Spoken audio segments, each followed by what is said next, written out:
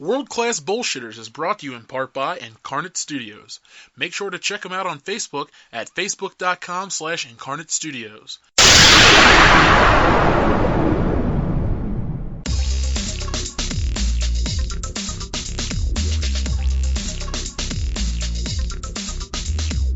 Welcome to World Class Bullshitters, where we discuss pop culture on 6th grade reading level. In this inaugural episode, we discuss Star Wars, the Marvel Cinematic Universe, other random bullshit, and we lament James Spader's terrible genes. Well, I'm your host, Jeff Hicks, and with me are my distinguished co-hosts, Dion Green. Hello. Dan Kane. Distinguished. And Dr. Phil Seitz. Doctor. How you guys doing? Doing damn good, fellas. So this is episode 1 of our show. It's our Phantom Menace, but it's got less Jar Jar, but more poop jokes. Well, since I'm the full black guy, am I supposed to be the Jar Jar in this situation? Jar Jar. No, you could be Dan is the Jar Jar. You could be like the boss. You're Boston ass. Boston. Okay. I'll be You talk about my podcast. I'll be Captain Panaka, and Phil can be I don't know, Qui-Gon Jinn. There we go. That's a good one. You got a beard, so does he. Either that or I'll be Maul. I like Maul. Do you want to get chopped in half though? Yeah, why not? Yeah. Okay, then it's a great way to go out in a lightsaber death to the lightsaber duel to the death. Fuck it, I want to be Obi-Wan Kenobi. Lightsaber death. Like Jerry Seinfeld is doing a recap of Star Wars. Lightsaber death. What was up with that? You sound like Bill Cosby when he's raping somebody. Oh, yeah. You see? That's the first zinger of the podcast right there. Bill Cosby rape joke. Thanks, America. It's topical, right? 2015? That is pop culture. Well, we are the world-class bullshitters. Yes, that fits us very well. Now, class. I'll just wait for the pudding pop jokes. Where is the class in this group? Seriously. We got class. Mine's low. I'm sitting here in a wife beater doing the first podcast, so that counts me out immediately. Thank God no one can see us. We'll work this visual shit out later, folks. We're working on that. No, we shouldn't. It might help our numbers. You know what I'll do? I'll Photoshop like pictures of our heads on like really nice bodies, and that'll be our icon on YouTube. And everyone will subscribe because they think we're these hot dudes, and then they'll meet us at like a convention and be like, "That's you guys," and we'll be like, "Yep." Yeah, we'll just reply with "You're welcome." Photoshop, it's a hell of a drug. Just draw the picture. I could draw the picture. Yeah. There you go, Mr. Artiste. Well, thank you. Well, guys, today's episode, we're going to tackle the Marvel Cinematic Universe, or the MCU for short. Now, we've all seen these movies, like, a bunch of times. Dion, I know you and I have sat through most of them together. Multiple times. Dan, you and I saw every one of Phase 2 together.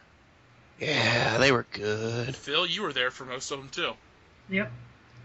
So before we get into this, let's talk about what's going on right now in the news. You guys got any cool news stories to share, pop culture related? Anything tickle your fancies? Just Caitlyn Jenner, man. Shit, I'm a big fan. Literally, man. Caitlyn Jenner, you start one day, you're one thing, you go to the next, you're the other, then you win an award. I mean, that's pretty crazy. But not in all seriousness. But Fallout 4, obviously coming out. That's a big thing. A lot of the news and the internet community are conveniently and collectively coming in their pants. Yeah. Here's a good one. Playboy discontinuing nudity in their magazines. And I won't buy those magazines, even though I was going to say, there goes your magazine. Bye-bye. On a side note, Playboy officially stops having subscriptions. Immediately. Well, my mom's friend Rafael, he's had a subscription since, like, the 70s. So I think he's going to cancel. Yeah. And that's 30 years of almost 40 years of Playboy he has. Which is weird, because he has, like, a stack of them in his basement. Well, yeah, I mean, if there's one thing that you can have acceptably that's a stack of in your basement, it's Playboy. I mean, if there's one thing in America that everyone conveniently goes, you know what, that sounds about right. It's classy pornography, you know? It is. It's not, Hustler or Penthouse, which are better to spank it to. Right. But Playboy's classy. James Bond was in Playboy. Mm-hmm. So... Mm-hmm. And Playboy cares about the troops. They went over to Vietnam. That still blows my mind about that shit. You don't see Pornhub going over to Afghanistan showing a little nipple for the boys. I thought you were. I thought you were about. Alone. I thought you were about to say you didn't see Pornhub going to Vietnam. I was like, dude, that war ended like 40 years ago. Al Gore's internet was just a glimmer in his eye. We didn't lose, by the way. It was a tie.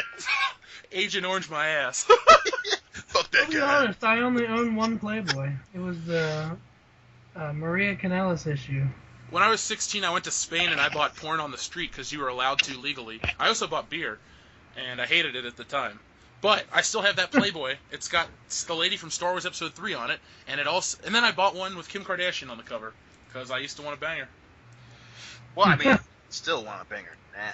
I know, but she's so gross because she's like with Kanye West, and that dude is the worst. And I feel like that's a thing that happens in America is that Kanye West ruins a lot of things for Fuck us. Kanye West. Well, he fucked up the Kanye. VMAs. He fucked up the VMAs. He fucked up that. Remember, George Bush doesn't care about black people? Besides that being true, Kanye West is still an asshole.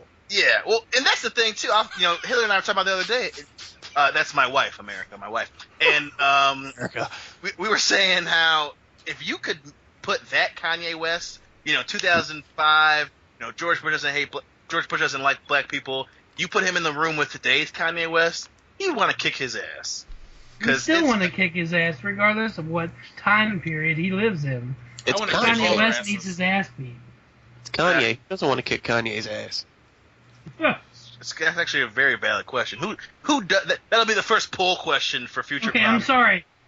Kim Kardashian, his child Northwest. No, Southwest. his child wants to kick his ass because his name's North. What the fuck, Dad? Really? North? West? North? That's what we went with. Great And family time. Kanye. So that's three people that don't want to kick his ass.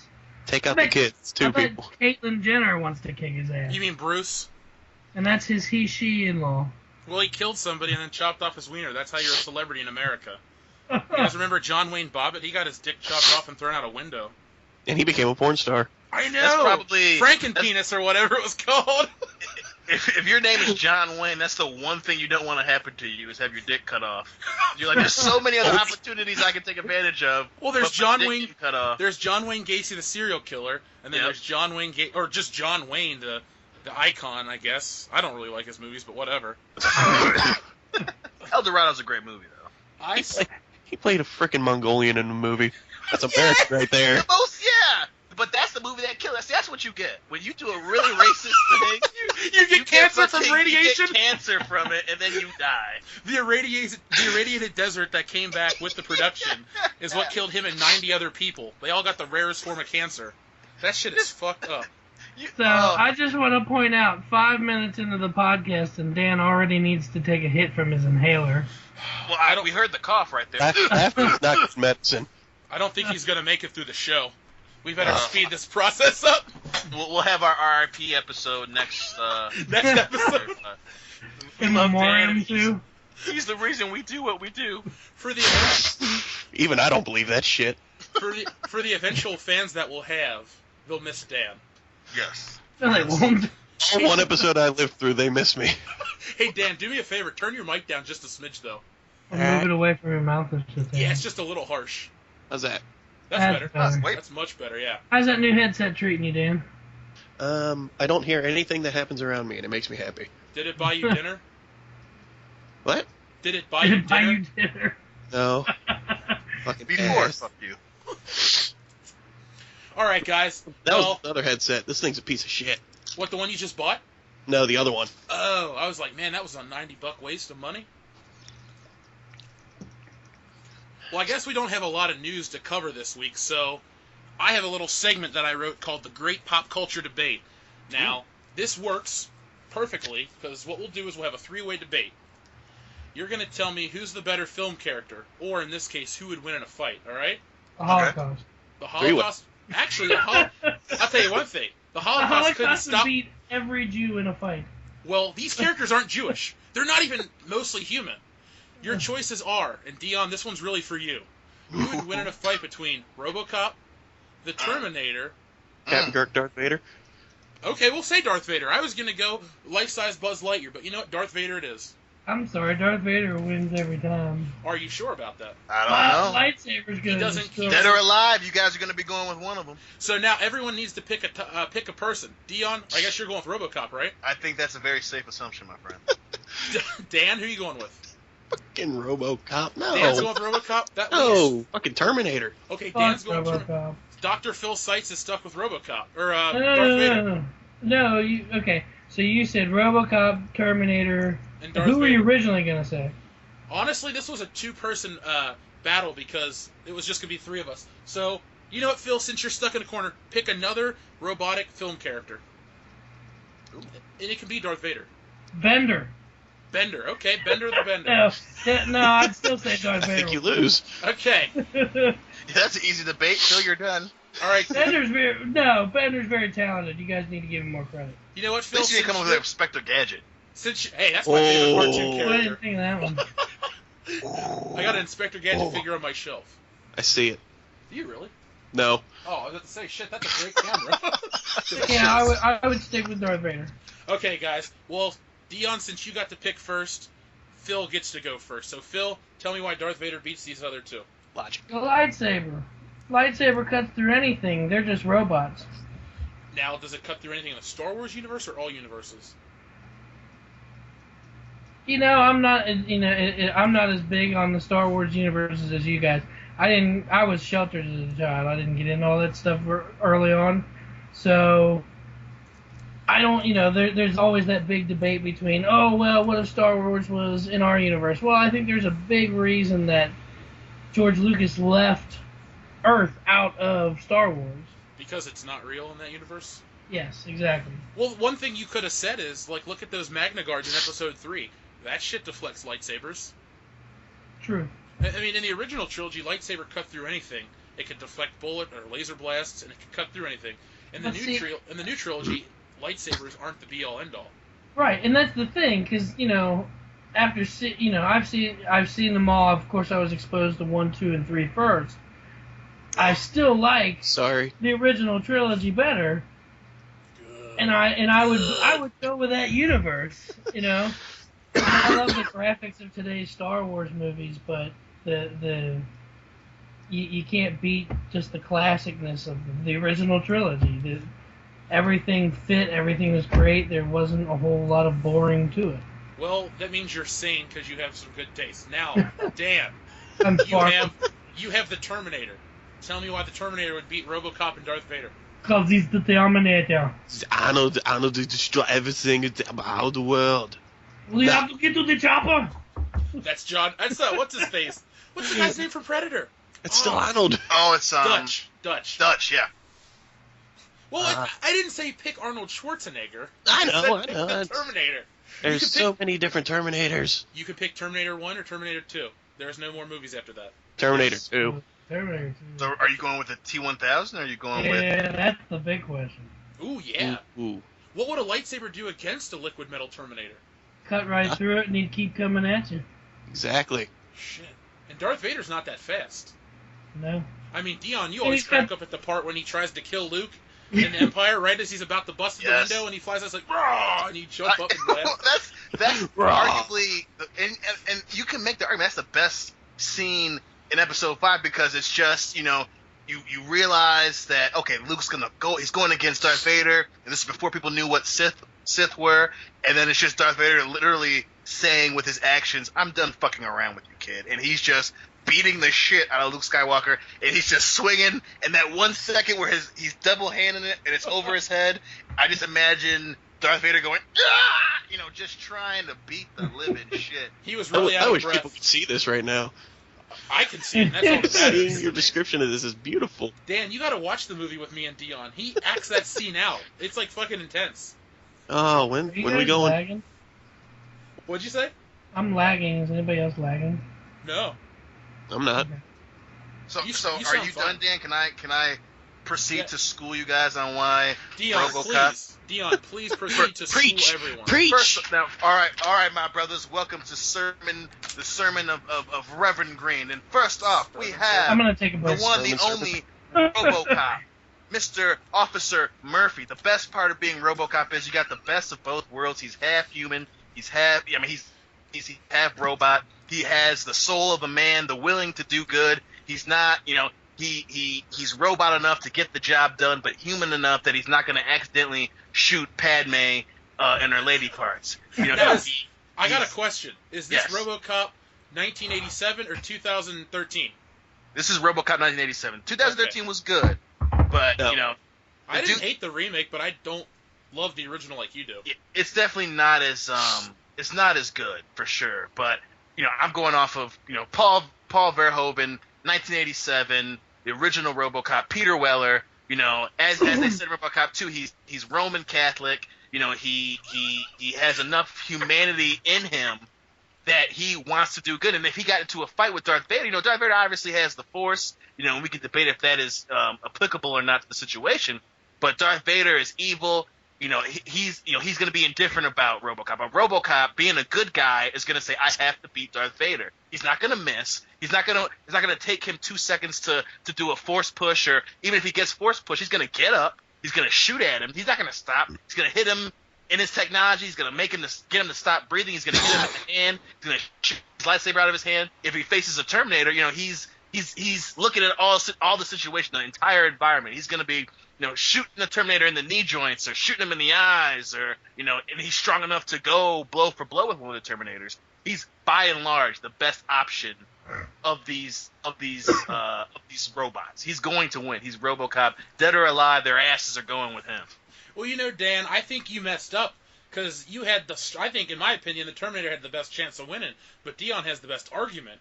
So, Yeah, Dion's argument wins, and where'd Phil go?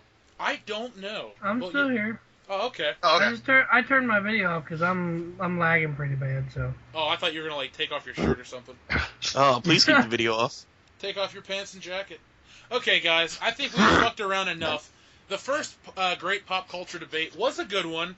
I'm gonna give it to Dion strictly on his argument. The passion is what swayed me.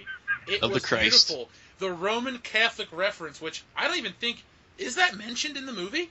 It's not in the first one. It's mentioned in the second one when Okay, as long as you don't quote the third one, we're good. You got the point. So you don't have to go any further. You got the point. And we're going to keep a record of this right now. I'm going to write this down. Oh, I win the inaugural Future Pop podcast debate. Hell yeah. I'll send you the title belt later. We should actually get a title belt made. I know someone who can do it. Do it. Are we really gonna ship this title belt around the country? No, what we'll do is I'll hold it, and I'll just buy nameplates for everybody, and each week I'll put a new nameplate on, depending on who's the champion. Maybe after the inaugural year, I'll just give you the belt and then buy another one. Hey, like I said, I think that it's very fitting that RoboCop was the first debate. Obviously we might have to pick something that gets the boys here a little bit more passionate as I am about RoboCop. But like I said, we'll Preach, my brother, preach! Oh, you know who should have been the third man? Who? One of the stars of our topic tonight, Iron Man. But would he count as a? I mean, it's a dude in a suit as opposed to. But remember, the suit Ultron. can function by itself. Ultron. would be more of a. But does Ultron have the same onboard weapons system as Iron Man? I mean, Ultron is connected to the internet and has more control over robotics, but he can't pull out that missile and just fire. It's true. It's true. I would just want a straight up brawl. I think Iron Man could support. I think Iron Man could take down a Terminator. I think RoboCop may outsmart him though, because Tony Stark's a billionaire and a genius and all that other bullshit, but he's a little cocky, and I think RoboCop Right. would just be Yeah, fighting with the. The Right, and I Terminator's think that- not very smart. No, not at all. Right. Well, plus I think Tony Stark's a quipper. He's gonna take a second to say something funny, and then that's when RoboCop shoots him in the mouth or something. It's He pulls off his mask to get screen time. right. He's bang bang bang all the time. But Iron Man definitely could take a Terminator. I haven't seen all the RoboCop movies. I'll be honest. I think I've Don't. seen. I know I've seen the original, and I've probably seen the second one. I didn't see the remake. But from what I saw, RoboCop was pretty. Once he gets some heavy weapons in there, he's pretty easily taken apart. He's not exactly indestructible like the Terminators are built to be. I'll be honest, I think RoboCop could fall victim to a flight of stairs. Just like the 201. He would just fall over. Help! Yeah, Look at RoboCop. Dion's face so serious right now. He's all upset. Well, I'm just, Like, we gonna say that about my RoboCop for, bro? Listen, I'm just saying, the Maybe only come reason down from RoboCop got Detroit and taken kill your apart ass. was because, they used a little boy. The little boy ran across, and he hesitated, then they got him. But even so, he came back, he got put back together, and then he But the killed Terminator a bunch of people, sacrificed as himself he for is a little apt to boy. do. I don't even care if Right. my guy wins. Cool body. I'm just gonna say fuck RoboCop. I'll be back. There'll be another sequel soon. God, there's fucking, 5 Terminators now? Yep. Oh. No. There's 2 good ones? 3. Three, Yeah, there's 5. 2 good ones, 1 decent one, and 2 forgettable ones. What's the decent one? 3? Genesis. Genesis. Oh, yeah, that was Genesis decent. is 3 was decent. terrible. I thought- Genesis was decent. Yeah. Yeah, I saw it in It's pretty theaters. good. It looked horrible. I didn't even Oh, Dion, dude, I it bet- looked terrible. Dion, I bet you like it more than I do if you watch it. really. I might have seriously. to check it out then. You When it should comes- watch it. When it comes out, you should go buy it. I don't think you'll hate the movie at all. I think you'll enjoy it. That's one of those movies that you go into the theater going, I'm probably gonna be disappointed by this movie, and I actually was not Yeah. disappointed at all. I was at the point I had no level of expectation for it, so that made it even better for me. You have no expectation for any movie we go see, except The Gallows. You thought it would be decent. It was And shit. that was garbage. Garbage. It looks really bad. It looks really bad. And I feel like that's the problem with movies like that now is they don't. I guess they just don't give a shit. I mean, it's hard for a lot of people to make a movie with a story that 1 makes you care and 2 fucking makes sense. You would think it's not difficult, but some people just struggle with it. Movie studios struggle with that shit. There's a good quick topic for you. What What's was the that? first movie you saw this summer, and why? Fuck it, let's do it now. What did I see this summer? You guys pick something. I'll tell you what I saw. Mad Max Fury Road was the first. Wait, that was the worst? Go with worst first, best second. Oh, I thought you said first. Worst this summer? I was to say because I thought Mad Max was the best movie I saw. My all bad. year. Yeah, I thought you said Holy first. shit. Yeah, don't worry, America. I don't hate Woo. Mad Max. Heart. We almost had 8 people dislike this video already. There's only 4 making it. like assholes. 8. You mean The minus hate, 8? the hate comments are flowing. Oh man. I just came to read the comments. I just came. Go first. Wow, really? That's what it takes? Stan's voice? Why do you think we've been friends for 10 years? Shit, Hey, I can't. hey, Dan, promise me one thing you'll never do on this podcast. What? You're Matthew McConaughey. Alright. You have the worst Matthew McConaughey impression I've ever heard. I can do worse impersonations. Do Barack Obama. That's the worst. I will refrain because it's terrible. He does a pretty good Garth, though. True. Because I have to practice to get Garth, man.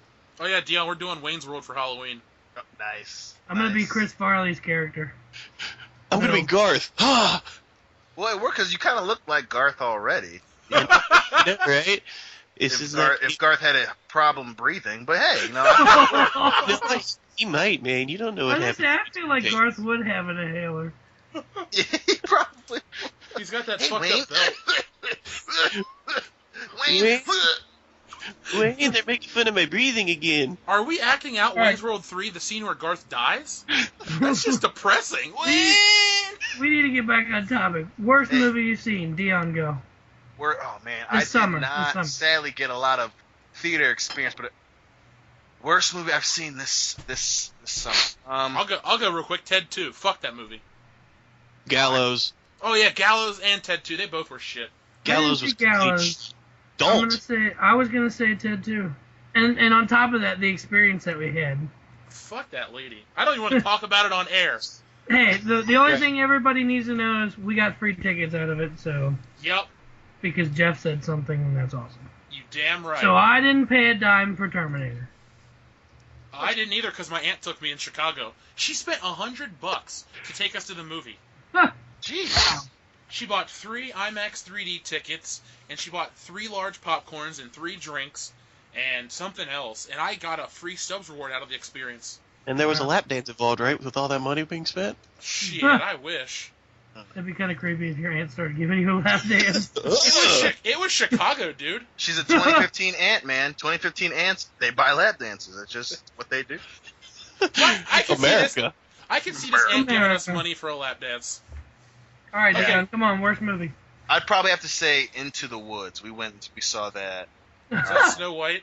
That Did you one. see that That's against the Bill? musical with all the Shit. Disney Meryl Streep. characters. that one was very underwhelming. I was disappointed. That's probably the one I had to Johnny pick. Depp, right? Yeah, he's the big bad wolf.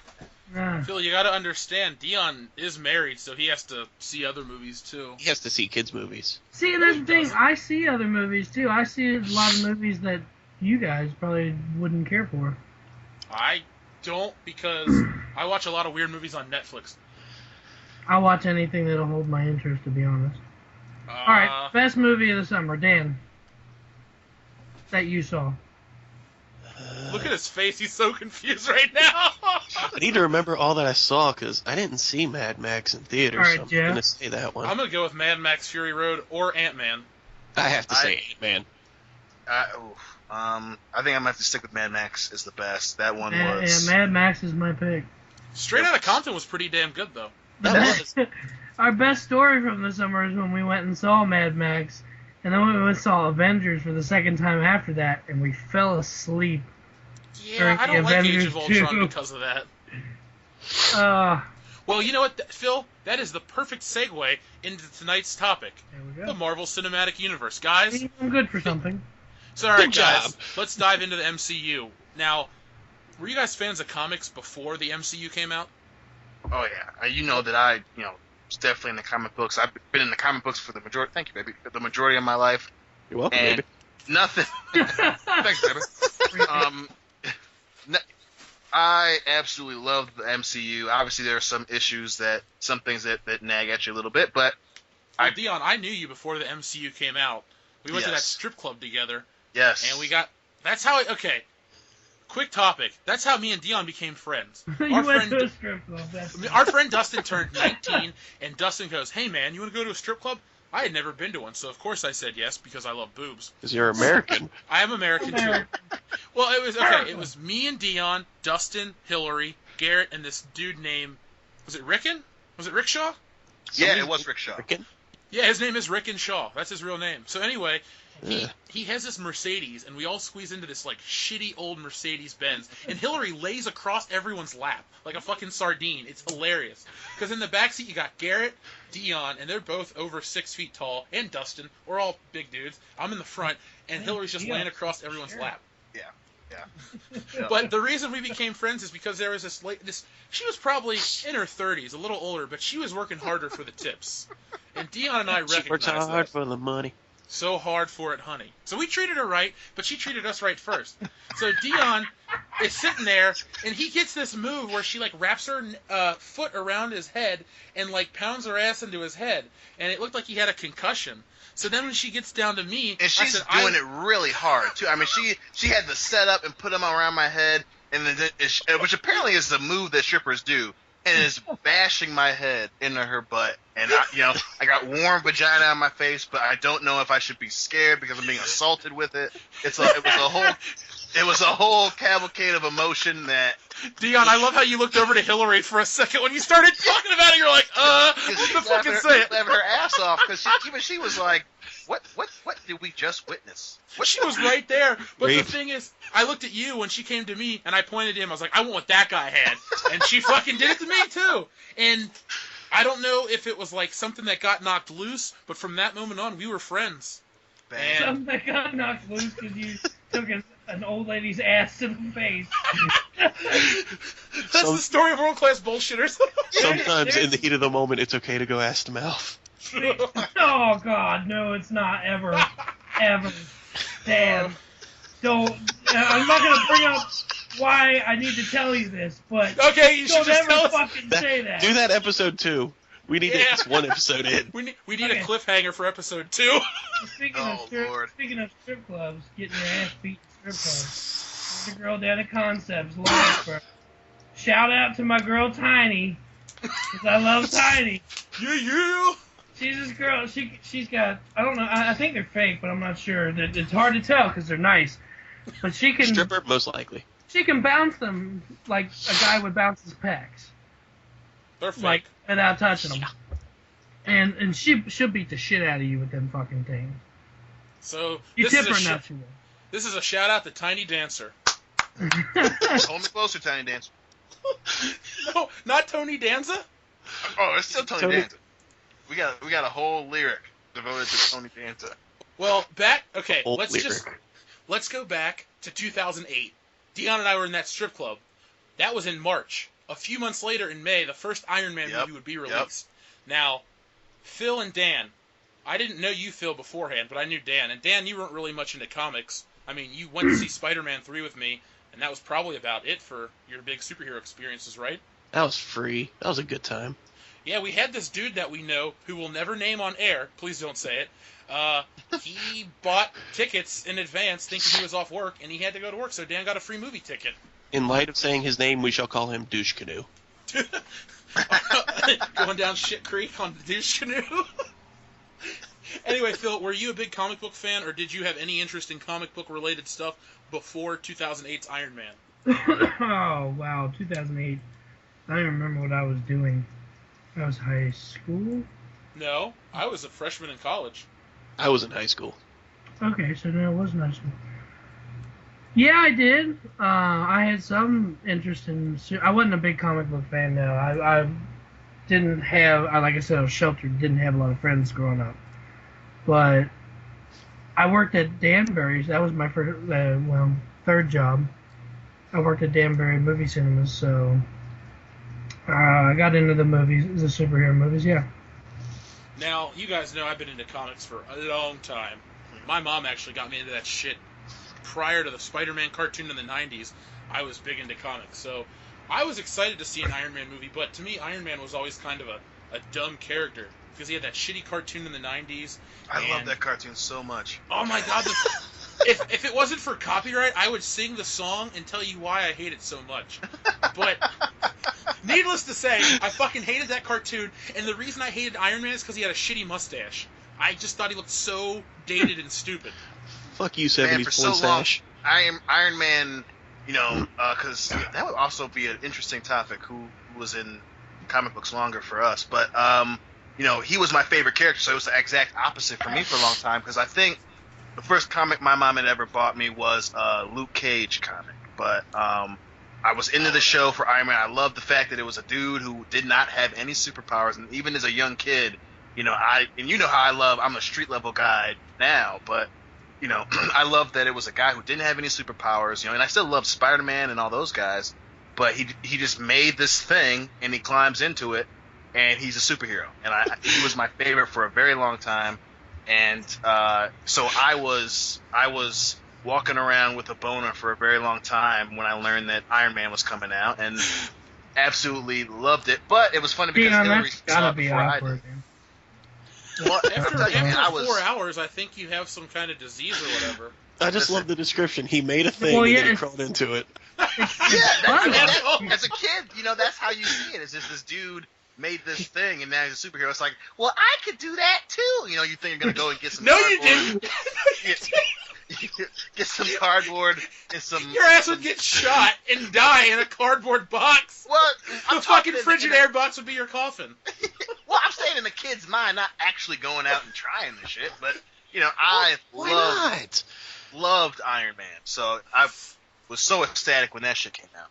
Well, I'll tell you, I remember being in my neighbor's dorm room and I saw the commercial for it, and I was like, "Holy shit, this looks real!" Because the trailer kept showing that part where he's flying with the those F-16 fighter jets or whatever, and I was just like, "Whoa, this looks legit." So I remember the first day I came home from freshman year, I was like, "Mom, we got to go see Iron Man." So she took me to see Iron Man out at the Springdale, and we were the only people in the theater. It was, maybe 11 o'clock in the morning. But man, I was blown away. That movie was fucking awesome. And to this day, actually, up until I know it's not your favorite. Up until I saw Winter Soldier, it was my favorite Marvel movie. Yeah. Marvel cinematic movie. Oh, yeah. I mean, my favorite superhero movie is still Spider-Man 2. And it always That's what I was going to say, because I was about to mention that was the first superhero movie I saw in theaters. Spider-Man 2? Yeah. The first one I ever saw in theaters was probably Batman and Robin, which is a bad choice. I get to be the most sheltered of you all. The first one I saw in theaters was Dark Knight. No, you saw Spider-Man 3 with me. That's right, I did. We just talked about it. 1 year earlier of being sheltered. That's true. You were just this close. But I did get to see Blade in theaters, so that was cool. Blade is such an underrated... We won't look it. I love Don't go Blade. into it now because we got a whole episode. I'm going to send you the list. It's going to be a whole superhero-themed movie episode where we talk about all of them. We'll even bring up the DC stuff because we're not anti-DC on this show. Right. But this is the Marvel episode because there's just so many of those damn movies out. So we all saw this movie either in theaters or eventually. What did everyone think? I already said my part. So Dan, you go first. Like I said, I was sheltered. I didn't see it in theaters. I saw it. It doesn't matter. You- Whenever you saw I it. saw it maybe a few years later. I thought it was good. I liked it. But I was sheltered, so it was on TV with commercial breaks, so it held my interest enough. Plus, it was after I seen all the other ones that had come out, so after seeing the other ones, it's hard to compare it. Trash. Oh, see, I feel the first one just the second one to me is shitty, but we'll get into that later. Dion, what about you? What did you think after you saw the first Iron Man? You come home from Listen, our first year at Michigan State. It was such a multi-level emotional experience for me. Get a voter. Are you writing the DVD box art at the back? You know, Shit, man, I might put my name on that, but, to see, Robert, for me, I was so invested in the character. I had such high expectations, and then you see Robert Downey Jr. literally is the embodiment of Tony Stark in the movie, and then he's Iron Man, and then the emotional, he's got shit in his heart, and then this dude helps him basically become human. Did he have actual feces in his heart? Why did somebody shit in his heart? I didn't Did remember that part. Did him and Pepper Potts get freaky? It's Afghanistan, man. They do fucked up stuff in Afghanistan. They shit in your chest. They shit on your before chest. surgery? And you need Iron Man to It's all make right. something for you to keep you alive. But yeah, I mean, I thought it was awesome. And then at the end, the frickin' Samuel Jackson's Nick Fury. Come on now, come on. That shit, I was like, oh my god, Avengers! Because Yes. I mean, you heard about it, and then you saw it, and you're like, whoa. Yeah, and I thought it was one of the greatest things ever. Phil, what about you? What did you think after you saw it? Iron Man 1, right? Yeah. It was probably, at that time when it came out, it was probably my favorite movie at the time. And I agree with you, the second one was kind of shit. I remember, we'll get to that in actually just a few minutes, but man, me and Dion were pumped for that second. I think everybody was. So that was May 2nd, 2008 when that came out. So let's jump ahead to June 13th, 2008. The Incredible Hulk. A lot of people don't really talk about the Incredible Hulk out of Phase 1 because they always think of the Hulk in the Avengers, and they loved him. But the Incredible Hulk came out first, and I think the Incredible Hulk was really, really good. I remember going to see it when I worked for 7-Up. I was so tired I fell asleep. But that Sunday I went back to see it again because I liked it that much.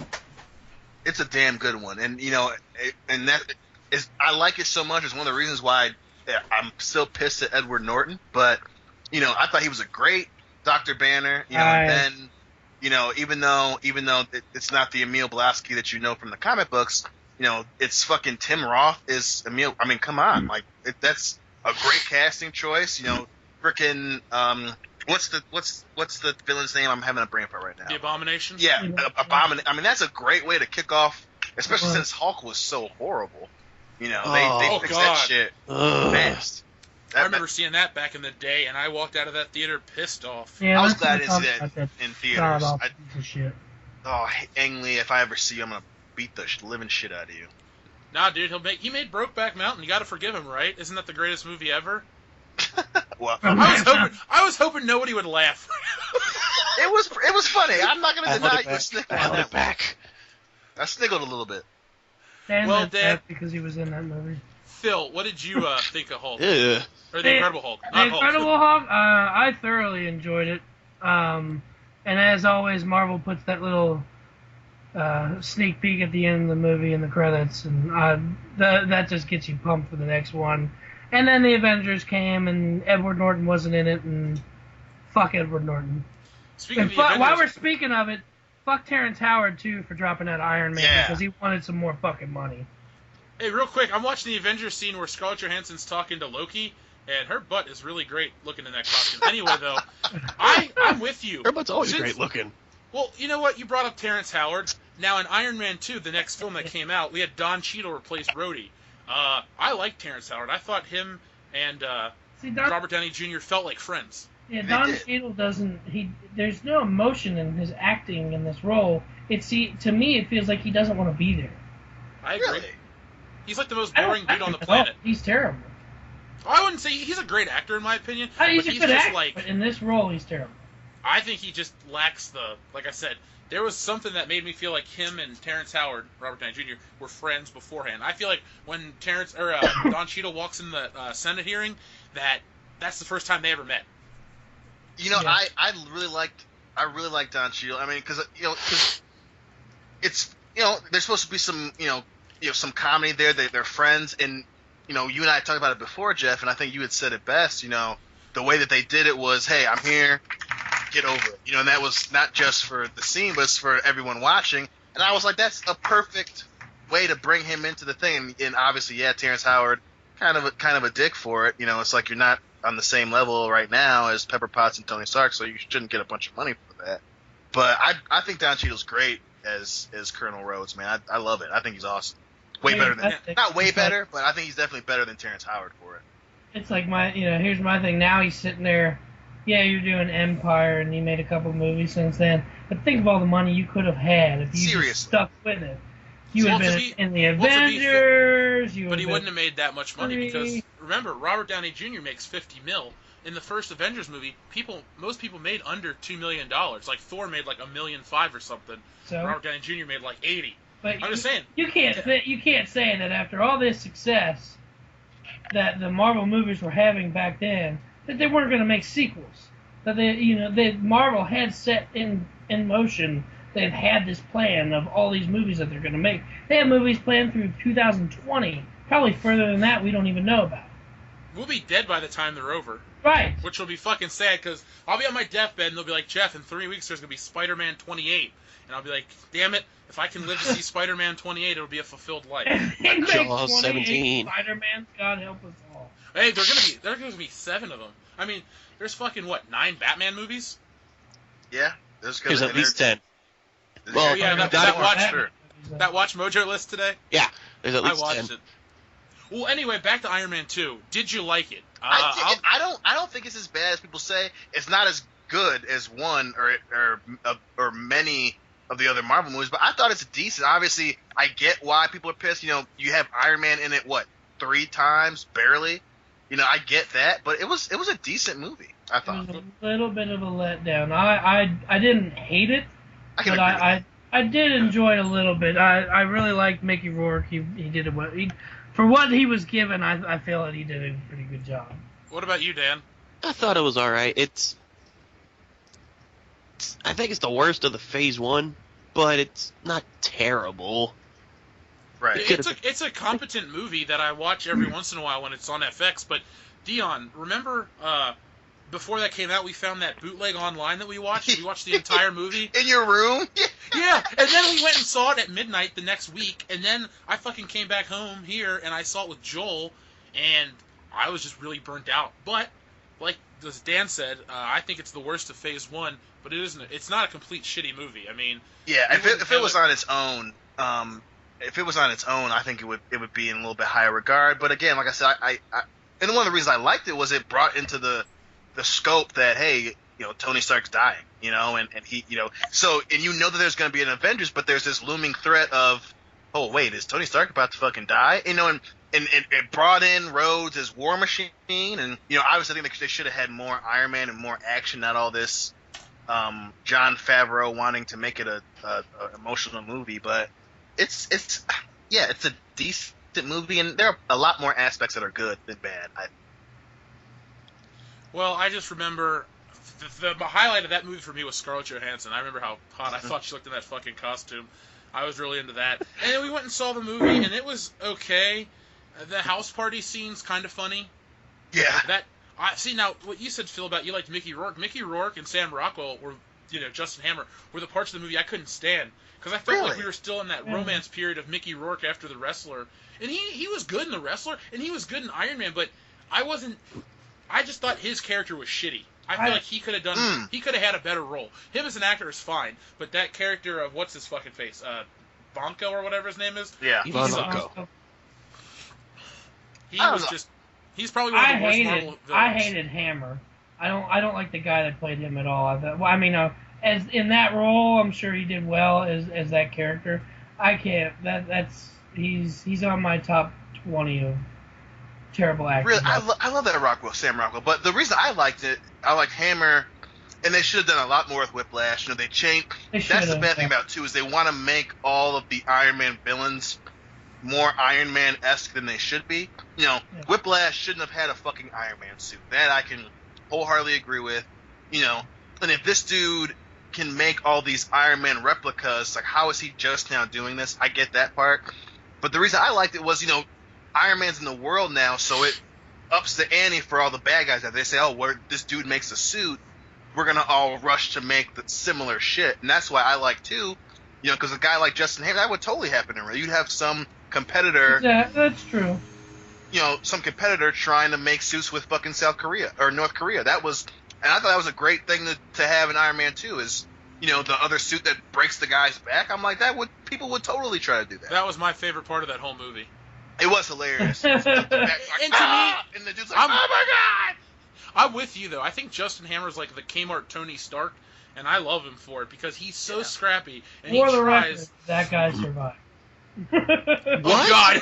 That's what he says in the movie. He says, for the record, he survived. What kind of quality? Are you what sure? kind of quality of life is he gonna have? I mean, his spine is snapped. Right. Exactly. Yeah, He's like Krang from Ninja Turtles. I love the idea of Whiplash, but I agree with Jeff. I think it was terribly executed. Yeah, I can agree with that. I mean, it was. He didn't deserve an Iron Man suit. No, I like the first form when he showed up at Monaco at the racetrack. I That was really a like really that. great I like scene. that. I like that a lot. That's one of my favorite scenes out of that movie. Yeah, I think that's what they should have stuck with instead of him making Yeah. an Iron Man suit. It's like it's like, come on, guy, we get it as Iron Man, but come on, you could make him a little bit better threat without copying Iron Man. And like he was formidable when he just had those fucking whips. Yeah. I mean, I think he was the breaking suit slowed him down. Yeah, he was breaking through that damn armor, the suitcase armor. That was a cool scene. That looked amazing. And if he's such a, they made him out to be such a genius, apparently, in the movie, wouldn't he think that he's going to know that suit's going to slow him down and make him weaker? Yeah, and he just dies. Like, Right. it was a lame ending. All of a sudden, that room blows up, that atrium or whatever they're in, and Tony Stark wipes out all the villains with that laser beam that he uses. I mean, it was just to me it was an anticlimactic film, and it ended on a down note. But it was interesting. Here's a because, question.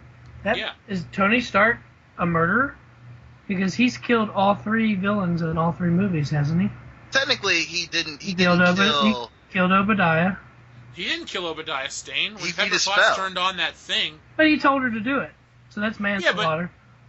I mean, I think it would be self-defense. Yeah. But it's I still mean, self-defense, but still, he's killed all And three Whiplash of them. technically he kills himself because he sets all the replicas to blow up. So damn it, they Phil, just listen. leave.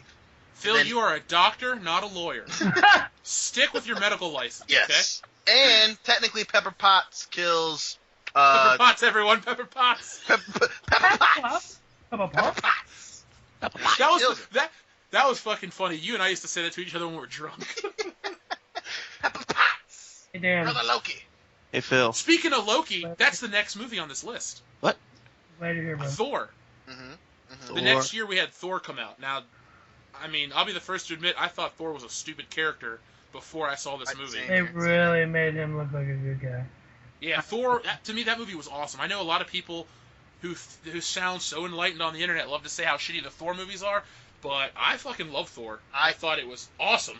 And for people listening, obviously, fans will come, but people that don't like Thor movies, I would love to hear a well compiled argument as to why. Because Thor, even though it was kind of just the bridge between the end of Phase 1 and Get it, Bridge? the Rainbow Bridge.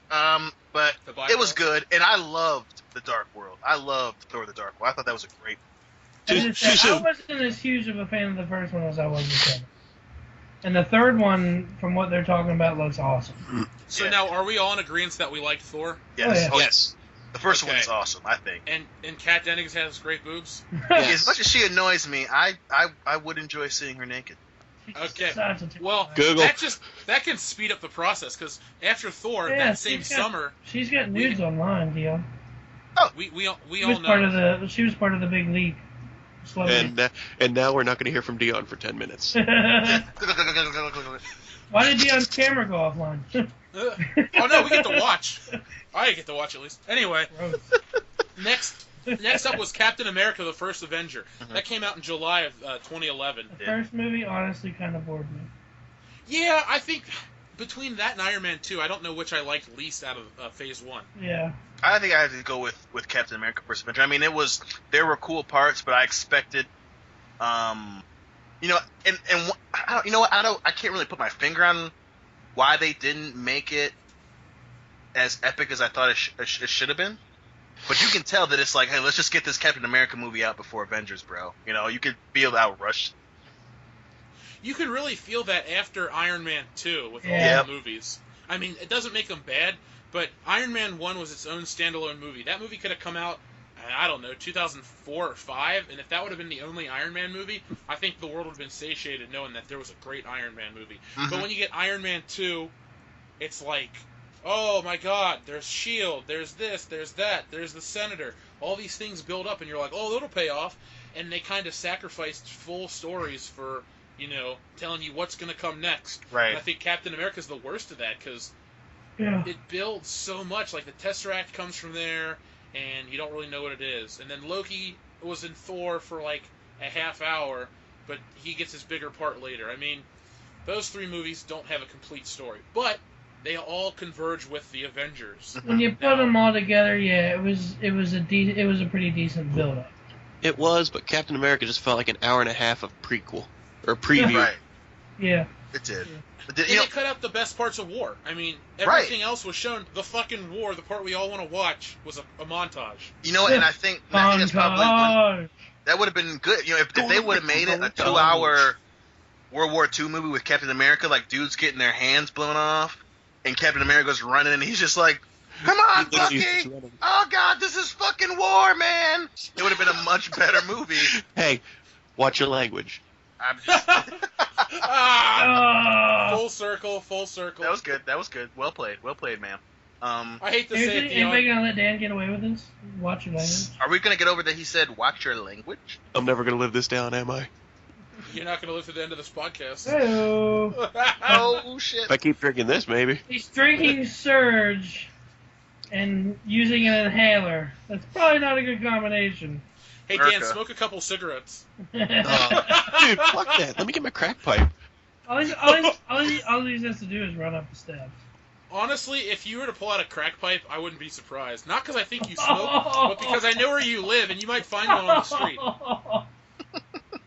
Shit, you can find one in my neighborhood. We at Future Pop do not endorse the use of crack pipes, Or Weed? any other drugs except weed. or do we? Dun dun dun. Or do we? Find out next time on episode 2. Well, guys, we're at the end of Phase 1 now with the Avengers, which is I think, was it the third highest grossing film of all time? Now, the hype was huge, and I remember going to see the marathon. I went with Joel, who may be on the show one day, but we went and sat through Iron Man, through the Avengers in one sitting, and it was awesome. And then Avengers came out, and I think the world changed a little bit, because there hadn't been a movie like that before, and everyone was just so into it. And the best part was, it was really damn good. And I think right now that's probably until Winter Soldier came out, that was my favorite Marvel movie, was Avengers. I thought it was awesome. You know, and right before it came out, I was saying Avengers, Prometheus. I didn't know at the time, and you know, The Dark Knight Rises were going to change how people made movies, because the previews for those movies were so awesome. Especially the Avengers, you're just like, you know, it's Sam Jackson, Nick Fury saying, "You've made me very desperate," and you're just like, this is going to be pants-shittingly awesome. And Dan, what are you watching? I'm not watching anything. Oh, is that Phil? My phone. Oh, I heard Old Spice. I heard the We're Old gonna Spice try thing. to add some sound effects to our podcast. Well, Dion, I'm with you 100% about the previews of those three movies. It's just funny how you can't use stuff like that because that's copyright. Dude. yeah, come on, Don't dude, take what our. the fuck? Don't put anything copyrighted. We don't want to get canceled already. Yeah, Garth, they can't cancel us. We're on public access. As I drink my Pepsi. Shh, we don't. No. That's some good Pepsi right here. it was just disappointing because I remember coming up to visit you to see The Mhm. Dark Knight Rises, and it wasn't bad, but it felt old already because, after The Dark Knight came out, everything was trying to be dark and gritty and realistic, Right. and the Avengers came out, and it was just like, holy shit, we can have fun at a movie and enjoy it, and everybody went and saw that fucking movie. I mean, my aunt and uncle went and saw that movie, and they don't even like comic books. I saw it 3 times. I saw it. I was 4. with you 2 of those times. It was great. And we went and saw it opening night at NCG up here, and we went to the sports bar kind of across the street, and Hillary got drunk and fell asleep during the first time we went and saw Avengers. But the second time we went and Put it saw it on the the second spot. time, I was like, hell yeah! God, I love Avengers so much. I love it so much. I got that special edition that Best Buy came out with the giant. I remember box. that box. Yeah, It lights up. I freaking love the Avengers.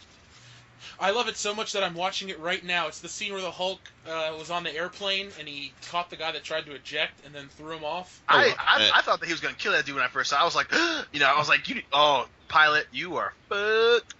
I think it would have been cool if he would have killed him because, I mean, the Hulk has killed good people before. Yeah. I think it'd be cool if he'd have died. Fuck that guy. The target is angry. The target is angry. I love that, especially when like Thor and Hulk are fighting. Man, you're just like, he's gets punched in the face and a little bit of blood comes out, and he touches his nose and he starts smiling. I'm just like, Burke, yeah. I think the Avengers has a lot of subtleties that people don't give it credit for. I mean, Mm-hmm. on the internet, people love to be a Marvel fan or a DC fan, and DC fans like to shit all over these Marvel movies because they're fun. But I mean, this one, I'm going to go on record and say it, this is just as deep as The Dark Knight. It's just a different subject matter. Yeah. And I mean, there's just as much detail, there's just as much character progression. It's just a different tone, and I think people can't swallow that. I mean, everyone's they got a boner for the fucking Heath Ledger Joker, who, if you really break it down, a lot of that movie doesn't make sense because everything's based on a coincidence. Nothing really has a plan. He doesn't. I know he goes, my plan is I don't have a plan, but he had to have a plan to I get really there. look like a guy with a plan. He has to, though. I mean, there's just a lot of holes. We'll get to that eventually. I'm like a but- dog chasing cars. I wouldn't know what to do with one if I caught it. I love that line though. I just But do. But yeah, think. to any of the Avenger shitters that you see online, my point The for shitters. them is very simple. If Avengers wasn't that great, would you have a Justice League movie coming out? No, Nope. you wouldn't. You wouldn't have an If you didn't have an MCU that was successful, you wouldn't have this DCU shit that's never going to happen. There's no way you Fully. cannot tell me in a million years that if there are so many holes in Avengers and Avengers is so overrated that Dawn of Justice wouldn't be a thing. Point blank. Period. You would just have Batman, and that's all you would have. Yeah, because I mean, your fucking Superman movie, Man of Steel, is not that good. No, it's. I mean, Eh, anyone goes, see- "Oh, it's the start of this great universe." See, Well, and shit. that's where I disagree. I really enjoyed Man of Steel. I thought it was a really good movie. The start of a great universe with Batman, And I'm- Superman, and Wonder Woman. We gotta keep the man going. Man. Man.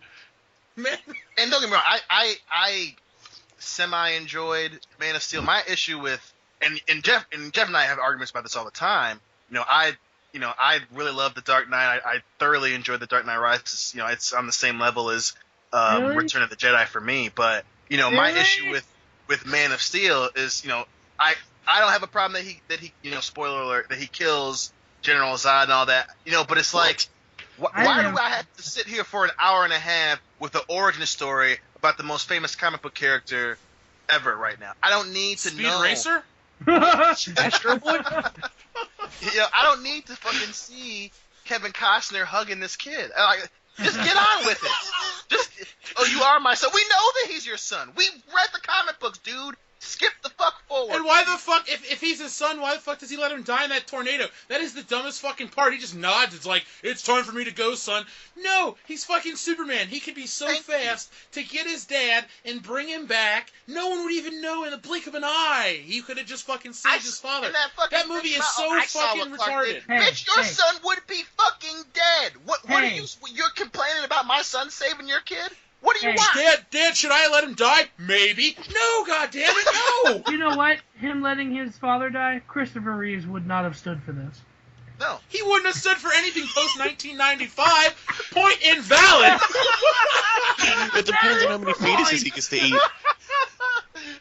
Oh was horrible.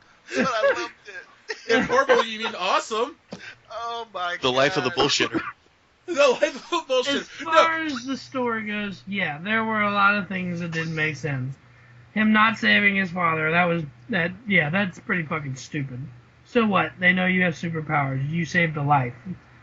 And then here's the other thing. If anybody that was there recognizes Superman, I know glasses are going to disguise him, but if anybody recognizes him, like, wait a minute, that guy's Superman and he just let that guy die in the tornado? And that's the other thing about, and I can respect what Superman means, and there are a few Superman stories I like, and that he has gotten better as a character. But how can you explain to me that Superman's been in print since, what, the 40s? How can all these movies not get past the point where someone's like, oh shit, is that Clark Kent? You know, how can you guys not explain this shit away? One time. I mean, I would be okay with no one ever figuring it out. I just don't. What don't I like about that? Okay, it's not what I don't like about that movie. It's what I do like, and it's very small. I mean, it doesn't even look good. I mean, it's not even shot competently. There's parts where Superman's out of fucking frame. He's so big, it's like, oh, I got like part of my hand in my head, and I'm fucking flying. Like, you know, the old Christopher Reeve movies may have some bad effects. You know, optical effects don't always look that great. But at least I felt like the dude was flying. I mean, I'm not one to shit on old effects. I mean, some of my favorite movies have old effects. All my favorite movies come from the 80s. But I mean, I at least believed those more than Man of Steel, where it's like he's a speck on a screen, and there's just like a shitty drum beat playing around when he's flying. I mean, it's not a good movie. We're not here to discuss how shitty Man of Steel is, though. We're here to talk about how good Avengers was. Wait a minute, While it wasn't the perfect movie. I want to go back to what Dion said. What? That the Dark Knight Rises was better than The Dark Knight. Come on. He didn't say that. I said I love it's on Dark the same Knight. level as Return of the Jedi for him. Yeah, it's Really? as far as how Return of the Jedi is to Episode 5. It's not better, but it's still really, very good. That's how I feel about The Dark Knight Rises. And Dion, I'm going to play along with the Star Wars analogy because everyone goes on about The Empire Strikes Back and The Dark Knight being the best. I like Star Wars and Batman Begins the best. So I like how you're comparing those. Yes. You know, and like I said, Dark Knight Rises isn't better, but there are definitely parts where, I love The Dark Knight Rises. I think it's a great movie. It's fine. I like it. I bought it on Blu-ray. Mm-hmm. For as much as I don't sit and suck off The Dark Knight, I bought that shit when it came out. I saw it the first day it came out. I enjoyed The Dark Knight Rises, but I was a little disappointed. Really? There were, because there's, it was kind of boring to me. I remember the first time I saw it, I remember I fell asleep for like 20 minutes of it. You didn't miss anything. Right, and that's the thing. You could have fallen asleep and not missed anything. Oh, so yeah. But let's be honest. The Dark Knight's a pretty drawn-out movie too. Hell, so is Empire Strikes Back. It is. There's 2 points in the Dark Knight where you think the movie's over, but it keeps going. Well, I don't even mean that, but there's just a few parts in the middle that you could cut out with what's his name, Eric Roberts' character, Maroney. Yeah. Yeah, there's just a little subplot, but after the part where he goes to court and they do that whole, not Risico, whatever the thing where they arrest everybody. I mean, that kind of is the end of it. I didn't need for Batman to go find him afterwards and all that shit. But that's neither here nor there. We're talking about the Avengers, and it's not the perfect movie. It's far from the perfect movie. Mm-hmm. But I like it. I mean, for what it is, it's an important movie, and it was a lot of fun, and it changed the game. Mm-hmm. Mm-hmm. Despite, and like I said, I love the Avengers, but when you can have that great a movie and Joss Whedon is your director, I mean, you should get an award based on that alone. Because Joss Whedon isn't the greatest. Anything, I'm with you there. Yeah, he gets a lot of love for reasons I can't fathom, but that kind of love. Yeah, I think Buffy the Vampire Slayer. Well, that too. You know what I mean? He probably gets a lot of nookie for Buffy and Angel, but to be that good a movie and Joss Whedon made you, damn. The only balding ginger that can pick up chicks is Joss Whedon. Yeah. Hey baby, you know I made Buffy, right? I banged her. Hey baby, I made Buffy. I don't even think that's a pickup line. Most girls today would be like, "What's Buffy?" That's true. They'd be like, "I wasn't even born when that show came out." What's Buffy? Is that your cat's name or something?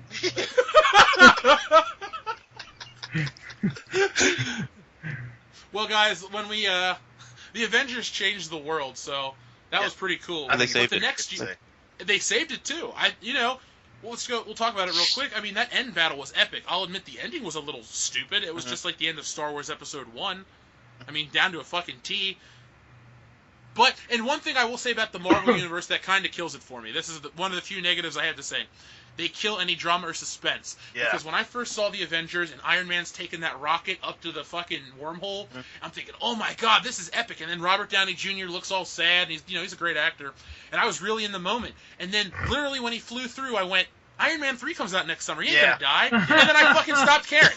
Plus, it didn't help that they show in the previews, one of the previews, they show Hulk catching him and then going into the building. So I remember, Hillary was like, oh, fuck. I was like, don't worry, babe. Hulk's gonna fucking catch him. Because, they showed it in the it's like, come on, guys. You guys can, wait to tell us about shit that happens. You can't hold to be on. honest, that's a huge problem with movies nowadays, is the trailers reveal too much. Also, Or it's like Star Wars when it comes out. Can we point out the fact that Tony Stark went through a wormhole and ended in space, but still had gravitational pull and came back through the wormhole? Dude, Logic.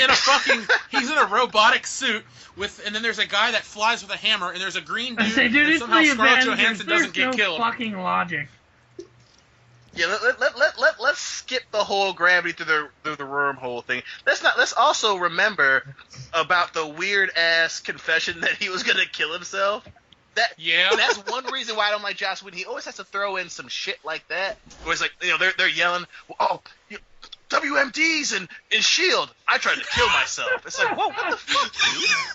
I thought you meant Joss Whedon tried to kill himself. So it's such a weird scene for me when he's just like, you can't. You're gonna try to kill me? I tried. It won't work. Like, whoa, what the fuck?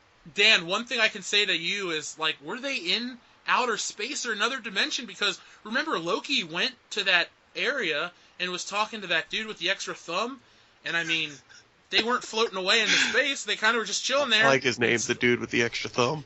I don't know his fucking name. That sounds like a 50s B movie. The dude with the starring extra James Dean, played by Carl Weathers. How old was Carl Weathers in the 50s? Like 12? Well, I'm just saying. Now you're starting to piss me off. Little Action Jackson reference. That movie is terrible. Him and Sharon Stone. And Craig T. Nelson, don't forget. I tried to forget Craig T. Who Nelson. can forget Craig T. Nelson? But Who? yeah. Well, he is Mr. Incredible. Who? Ugh, so good. What? So we all, I think What? we're done sucking the Avengers asshole. I think we all liked it, Yes. right? What? Yes. Stone Cold.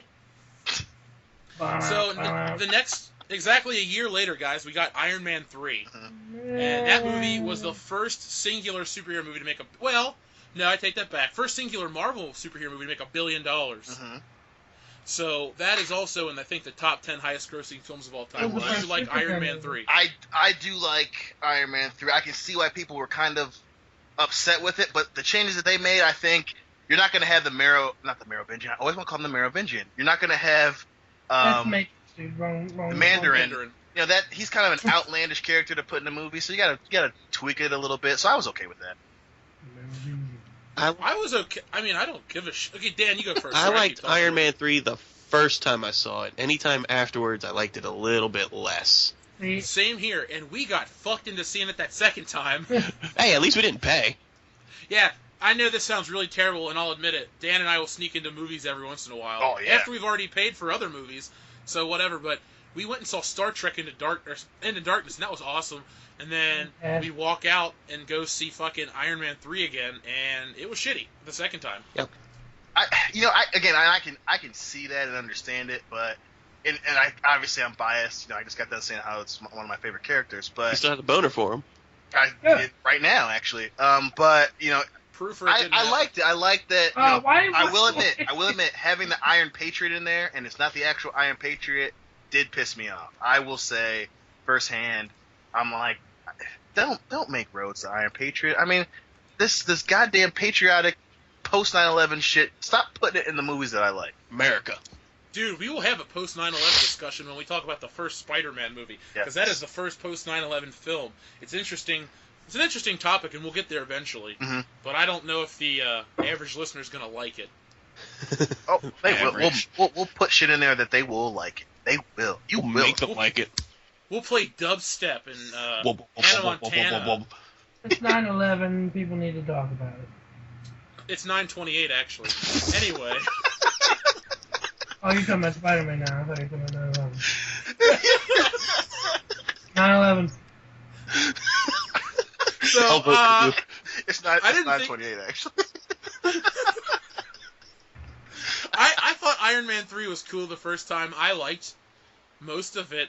The only thing I don't like about Iron Man movies are the fact that you have to have like all this non-Iron Man stuff in it. Yeah. I mean, I know you can't have Yeah. the whole movie Iron Man just fucking around in his suit, because that would be stupid and boring. But I don't like that little kid, and I don't like the fucking, Iron Man's gonna go in the middle of nowhere and deal with the extremist people, and he's gonna go fight some hillbillies and shit in a bar. It's like it's a stupid place for Iron Man to be. He literally just walks in the bar and takes a shit. It's like, fuck it all. Just fucking around He's in my got that suit. stupid flannel on and shit. Yeah, I do think that the little kid thing was a bit of a stretch, but you got to see Tony Stark be kind of an asshole. You know, the kid's like, "Oh, my dad left," and he's just like, "Don't be a pussy, kid." But I like that part, you know. And then, but I understand. I do get that it was you can't just have Iron Man fighting extremist dudes. Like that would have been a little bit better. I don't want to see. I don't need to see street level Iron Man. I don't buying shit at Home Depot isn't going to interest me. You know, just fight dudes. Just fight dudes, Iron Man. You know, stop making gloves that shock people. You know, I get that part. Yeah, and I don't even care about the Mandarin reveal. I thought it was fucking funny, and I still stand by that opinion. It was funny. Yeah, I mean, that was the most entertaining part of the movie. And the part where, you know, they're on Air Force One and they got to do that whole, you know, synchronized swimming, air diving routine thing, that was cool. It was. And then the ending was kind of stupid, where Pepper Potts had superpowers. Like, what the fuck was that about? I don't.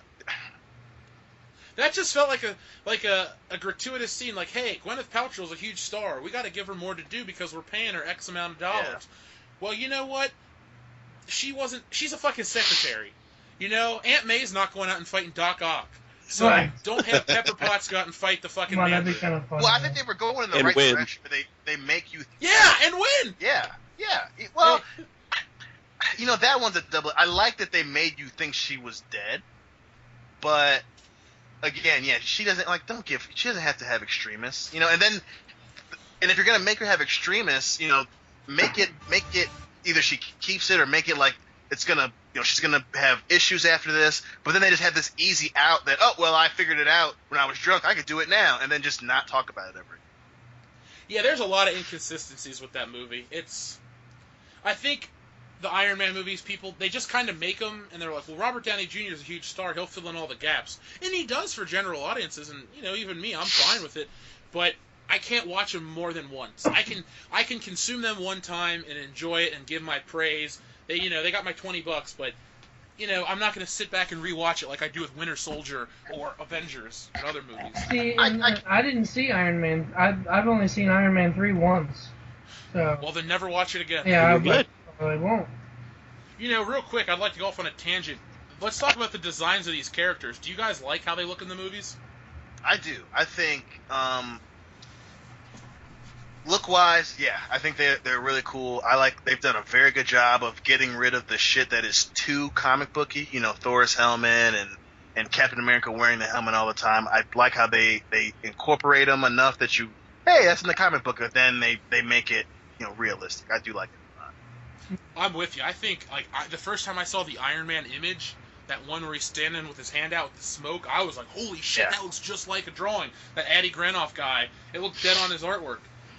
And I mean, everyone to me it's brought a comic book character into the real world. I don't think there's been a single Marvel design that I went, well, Quicksilver was kind of stupid, but he was from like a poor European country, so I could understand why he dressed like a piece of shit. And same with Yeah, he was Scarlet European. Witch. Yeah, he's European. Fuck them all, right? See, I like the get why guy. Idris is a piece of shit. I like the guy that played Quicksilver in Days of Futures Past. Oh, I Evan like Peters. him better. I like Kick-Ass. I like that. Silver more. Well, I like- I like that character too, but I like the cockiness of the other character. And that kitchen scene This- was beautiful. Yes, it was. I think that's the that only. was really I awesome. think that's the only reason I like that Quicksilver is the kitchen scene. I love that Because he was kitchen really scene. annoying to me. My issue with Days of Future Past is 20th Century Fox, and this is why the MCU is so good. When they bring characters in, there's a reason. 20th Century Now, Fox. did you not like X-Men, that movie, Dion? I liked. It's way better than First Class for sure. But I agree. to randomly bring Quicksilver in. Oh, we're in the 70s and we need a character. Quicksilver. We'll get Quicksilver. I'm just like, you lazy. Quickly, Hurry up! Yeah, exactly. Get that motherfucker. We got the rights. There's no reason for it. He's in the movie. he's for in a 10 gray minutes. area. Yeah, he's in the movie for 10 minutes. He quickly jacks off and then he's gone. But yeah, Days of Future Past was all right, but I definitely liked Quicksilver from Avengers 2 a lot. Well, we'll get to Avengers 2. Don't worry, we're almost there. We're on Thor: The Dark World right now. Yeah. Do you guys like this movie? I loved it. Oh yeah, definitely. I loved it too. Too bad, Dan, we had to go see it with some asshole that ruined the movie for us. Was it what's his face that we won't see yet? He who shall not That's the be other one. There are two people that are banished from this podcast. Even if we have friends with that name, I'm just going to call him Hey Dude, because I don't want to say those two names. I have a cousin with one of those names. I'll just call him Hey. But I thought Thor 2 was pretty good. I saw it twice in theaters, and I don't know what else to say. Kat Dennings looked good. I thought the story was really good, and I thought the Thor Loki, when they worked together, was pretty damn awesome. And the ending, there's a huge cliffhanger. I want to know what's going to happen next. Yes, and kind of going off what we were talking about with Terrence Howard and Robert Downey Jr., I would believe that Chris Hemsworth and Tom Hiddleston are brothers. The way that they interact, especially when he's leaving Asgard, and he's just like, Loki's just picking at him, and he's responding like how you would with your brother. The shit fits really well. I absolutely love it. I think Tom Hiddleston's a huge high point in the Marvel universe, because that dude. He is Loki. I mean, you can argue Robert Downey Jr. is the best, but you can also argue that Tom Hiddleston's the best actor in the MCU. I mean, hands down. They're two actors that are just perfectly cast. They do a great job. They respect what they're doing. I mean, let's look. Okay, George Clooney grew up, but went on to be a great actor. But when he was Batman, he was a fucking idiot. Yeah. He would just nod his head, "Hey, freeze! I'm Batman." And it was a shitty movie. We'll get to it eventually. He was a terrible Batman, but a great Bruce Wayne. Yep. Bruce Wayne. He was a great airhead Bruce Wayne. And I mean, but Tom Hiddleston, I don't think he gets enough praise. I always like to be controversial in my opinions, but because I actually feel that way. But he's just as good as Heath Ledger's Joker. I mean, he's just as layered. It's a different character, a different concept. I don't know if I'd say that. Oh, I will. I'll fight you on this, man. Let's go round one. That's what I'm going for, baby. What is your statement exactly? Make your statement, Joe. I will say that Tom Hiddleston is as good in the Avengers movie, in the Marvel movies, as Heath Ledger was in that one Joker role. Now, I'm not saying his impact on pop culture was the same, because I think The Dark Knight got a lot of bandwagoners, where people are like, oh man, it's cool to like comics, I'm going to jump in. And you remember our sophomore year, every motherfucker was dressed as the Joker. And then you had the guy who would dress up as the nurse Joker and try to be the life of the party, but he really had no personality behind that makeup, so he was an idiot. Well, the only reason that I would say that Heath Ledger's Joker was so good was because it was one, it was different than Jack Nicholson's Joker, but also, what they were going for, this guy who was absolutely unpredictable. You don't know much about him, but he still portrays this craziness, and that's why I think Heath Ledger did such a great job, because we don't need to know his backstory. For all we know, it's just this dude that has knives and lint in his pocket, and that's what makes Heath Ledger so good. Now, as far as Tom Hiddleston, as great as he is, he still portrays this Loki that has a bit of a conscience, a bit of a I'm just doing this for to get back at my dad kind of shit, and that's. But you've never had anyone like Loki. At the end of the day, is just playing a big game. Right. I mean, he's not even punished for what he does.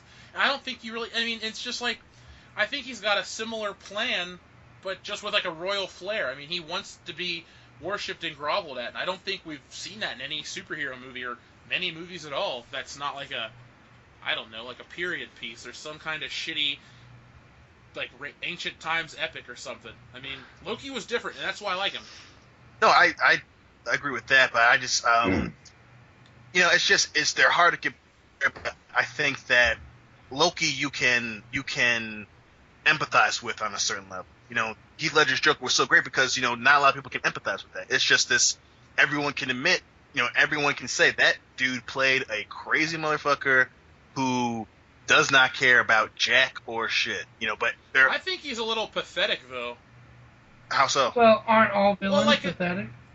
No, I think like Doctor Octopus in Spider-Man 2 is pretty noble. I think the Joker is pretty pathetic. Like when he's fighting Batman at the very end of the movie, and like he claimed to have like he always acts like he's crazy and not predictable, but he is predictable because he had a plan. I mean, he almost contradicts his whole plan at the end when the people, he's like, everyone has a choice. And remember they got those bomb switches on the boats, and Devo from Friday's like, we're not going to do it. And then the other people don't do it either. It was like, and then the Joker's like, well, fuck it, I'll do it. I mean, if all the shit he was talking about in the movie that built up to that, then it was just like, oh, I had a plan the whole time to make it go my way. I just don't feel like he's as good as other people build him up to be. But that's just me. No, I'd rather watch Jack Nicholson's Joker any day of the week. I mean, that's definitely a valid point. I'm not going to say it's wrong. I mean, that's definitely a valid point. But I think that's one of the great things about Joker is that he's saying these things to Gotham. He's making them believe that, oh, Batman's bad. But that's a part where you're just like, you know, he's lying. You know, that because he's the way that he's portrayed by Heath Ledger. It's like he's a liar. You know that. You know, we can say, yeah. I mean, he kind of contradicted himself. Because he totally did. That was part of that character. That I'm saying one thing and I don't believe what I'm saying, or do I? Or do I? Or not? Oh shit, I don't know. That's why. I think it's just like it was part of his plan that he claimed to not have. So It's just like, oh, you're crazy and you don't have a plan. Well, this is your fucking plan. Oh, you burnt a lot of money. Oh man, you're a nihilistic piece of shit. You're crazy, dude. Not really. I mean, he's into self-preservation. I mean, if he was completely nihilistic about everything, he would. Oh my God, he would have done a lot of stuff. And I know people are going to listen to this and go, "Oh, yeah, but he's laughing when he's falling to his death." No, it's not the same thing.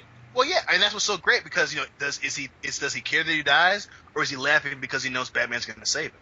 You know, that's what I love about it so much is that he could totally just be a dude that's lying, that you don't know. You know, he is into self-preservation. But some people think that he's not. You know, that's what makes the character so interesting in the way that he's portrayed. You know, that he really is. You know, he could just be a dude with face paint that's being an asshole, and that's just really good at convincing people that he isn't an asshole and he doesn't care. You know, that's why. And the Joker's my favorite comic book villain. I mean, hands down, I love the Joker. I love Spider-Man. He's my favorite character, but the Joker's just head and shoulders above all these other villains. But in that movie, I just think it's overrated. I'll leave it at that. We'll go back to our Marvel stuff because this has been like a 10-minute tangent. But now that we're back to Marvel, we're on the movie, in my opinion, that's the best Marvel movie and one of the best superhero movies ever, Captain America the Winter Soldier. And now this is the first and only time that I can say I know where everyone was when they saw this movie. We were all together. We were all in New Orleans for WrestleMania 31 or 30. That was an awesome weekend, and really, that was the best day of our trip. I loved WrestleMania, but the day we saw Captain America, we went to Willie Mae's Scotch House. We saw Captain America. We got incredibly drunk. Yes. And then we went to Bourbon Street. It was probably the perfect day. It was great. It was great, capped off by drinking. But you know, Winter Soldier was just such.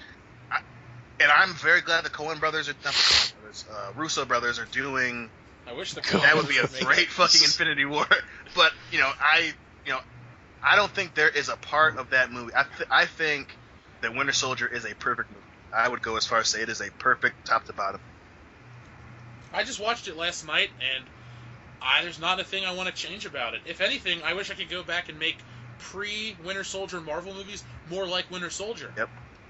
I'm not one of those guys that strives for realism in everything I watch. But the tone of that movie was like, this is a superhero movie in the real world. People are dying. There's nothing fantastical. Yeah, people were fucking murdered in front of you. Yeah. And they just didn't care. That movie was balls to the wall crazy about that shit. It wasn't...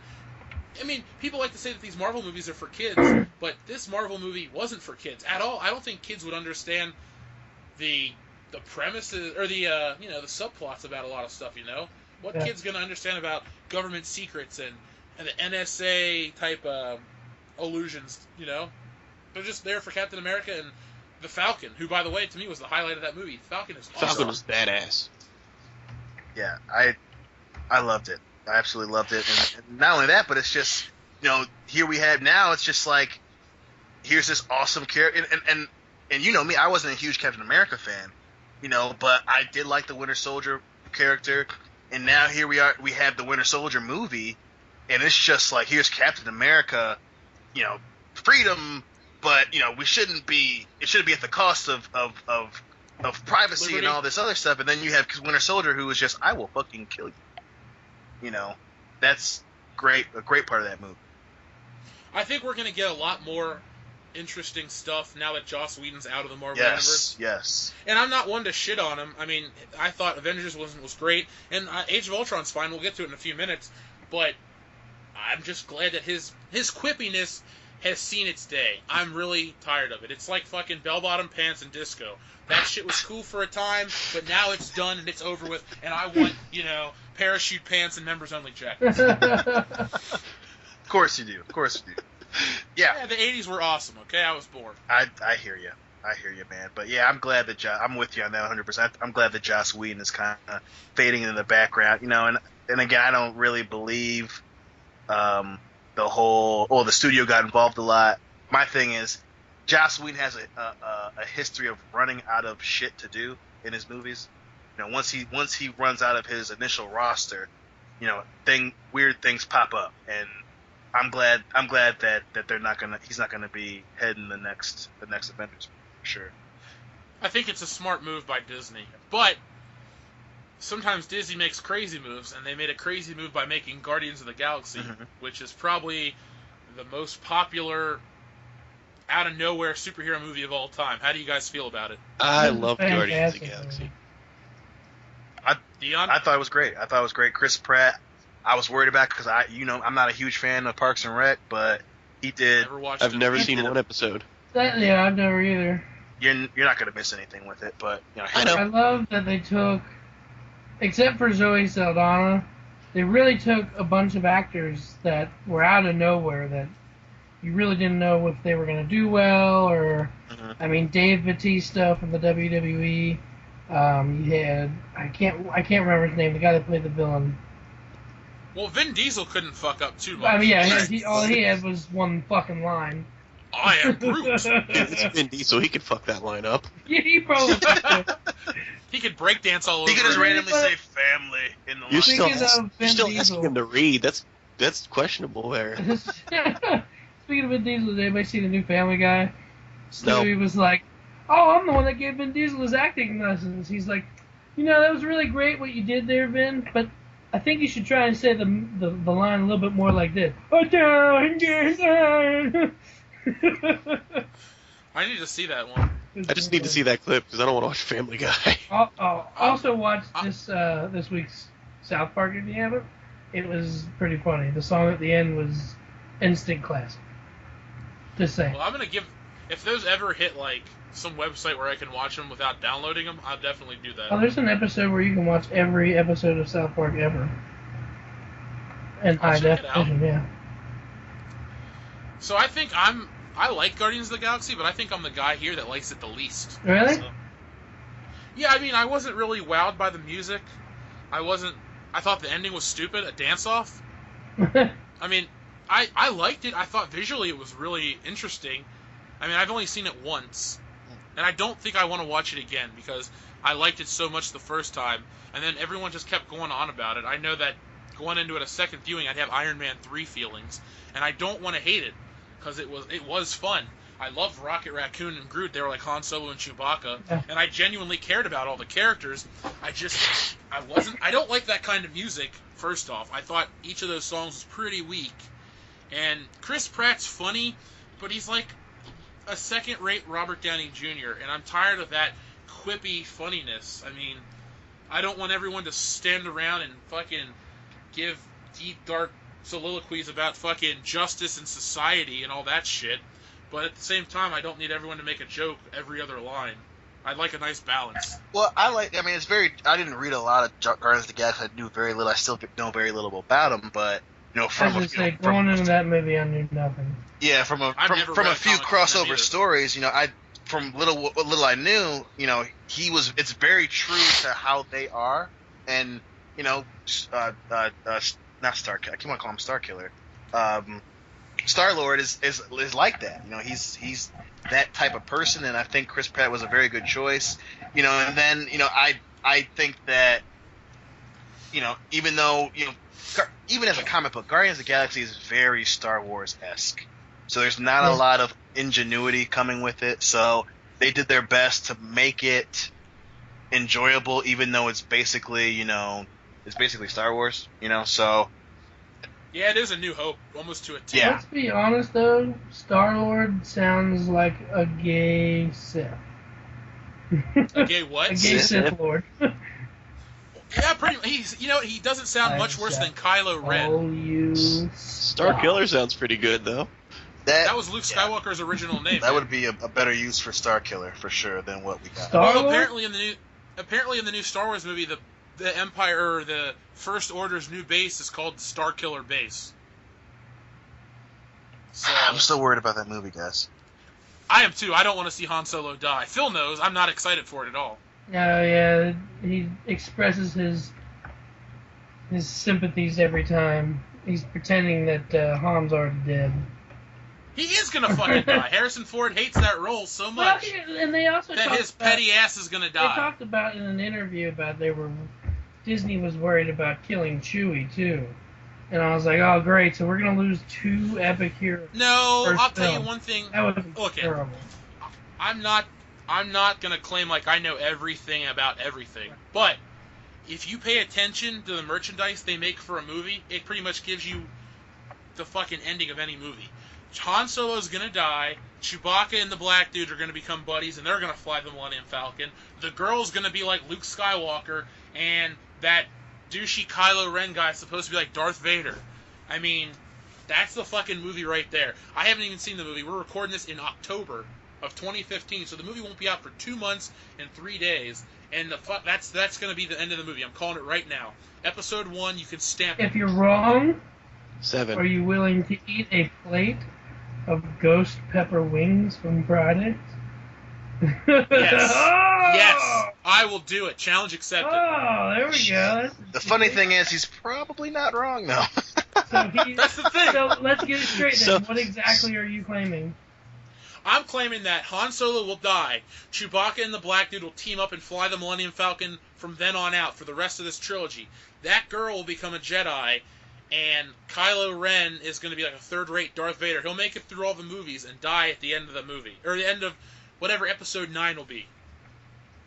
Okay. I think that's a very safe bet. My issue, obviously, is that when Disney is the lead on things, they are not very original, and I think they're going to try and copy the original trilogy, almost character for character. And since we're not going to get those characters with the ones that we had, we're not going to get Mark Hamill and Carrie Fisher and Harrison Ford. They're going to try and make their own versions of that, and I think that is exactly what's going to happen. And Kylo Ren will probably turn out to be her fucking brother or some dumb shit like that. Probably something stupid. He'll be her brother or her cousin or her best friend that former roommate. Yeah, I am your that threw her father's chicken brother's wings when they were nephew's poor. uncle's former roommate. Which makes us Absolutely so- nothing. I think I will say that I'm cautiously optimistic, but I think Jeff is 100% right on this one. I think I mean, he's, the writings- he's probably is going to be right, but let me ask you this. If Han dies, are you going to hate the movie? I already said this to my mom, and I'll put this. You know what? We're on the internet now. This is an official podcast. I'm going to put this out there. Unless you guys convince me, if Han Solo dies in this Star Wars movie, I won't go see the next ones in theaters. I'll just watch them on Blu-ray. Really? I'm going that far. Because it's not that I am that attached. Like, if he would just not be in this movie, if they were to say, oh, he died 5 years after Return of the Jedi, or he's just not in this fucking movie or something, I'd be fine with that. But to come back just to die? Like, okay, they made Indiana Jones 4 just to shit on the dude. Like, what's the fucking point? I mean, Really, they did. they're ruining. God, that was a No, terrible but they're film. ruining. Here's the thing. I have my favorite movies. They're fucking up everything I'm into. They're trying to make James Bond black. They're trying to make fucking Star Wars not with the original characters. They're just gonna die off to have some new cast that sucks. Thankfully, Back to the Future can't get fucked up. Yeah, now that you say that, you jinxed it.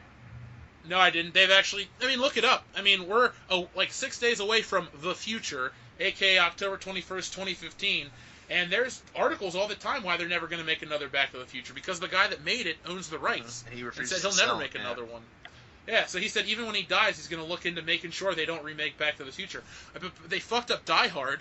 Beverly Hills Cop 3 is shit, so they ruined that franchise. I mean... There's a Beverly Hills Cop 3. Yeah, it's on Netflix. Well, it's terrible. It came out in 1994. Axel Fox, man. That's what comes out. Uncle Dave! Uncle Dave! They Hold shot on, Uncle Dave! That's that black guy that shot Uncle I think Dave! the only thing I liked about that movie is Surge coming back. Yeah. Yeah. Okie dokie. Oh, and the scene where the dude's Axel, dead, and he holds up the dead body. He went over there! Hey, Phil, you'll know, guess who's in Beverly Hills Cop 3? Who? George Lucas. Oh, really?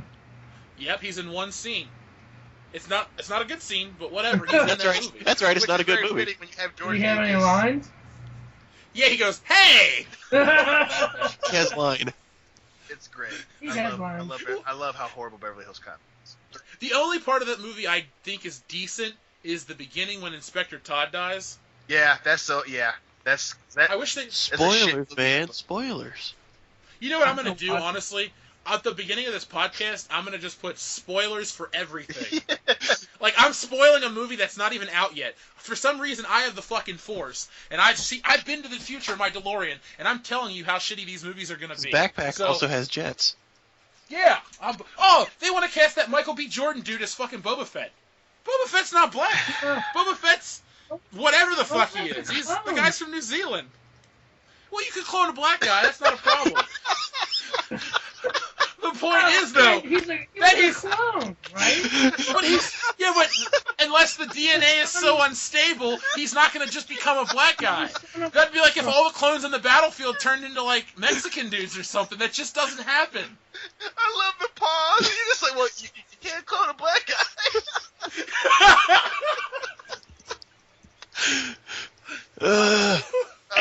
I'm sorry. You guys are gonna kill me.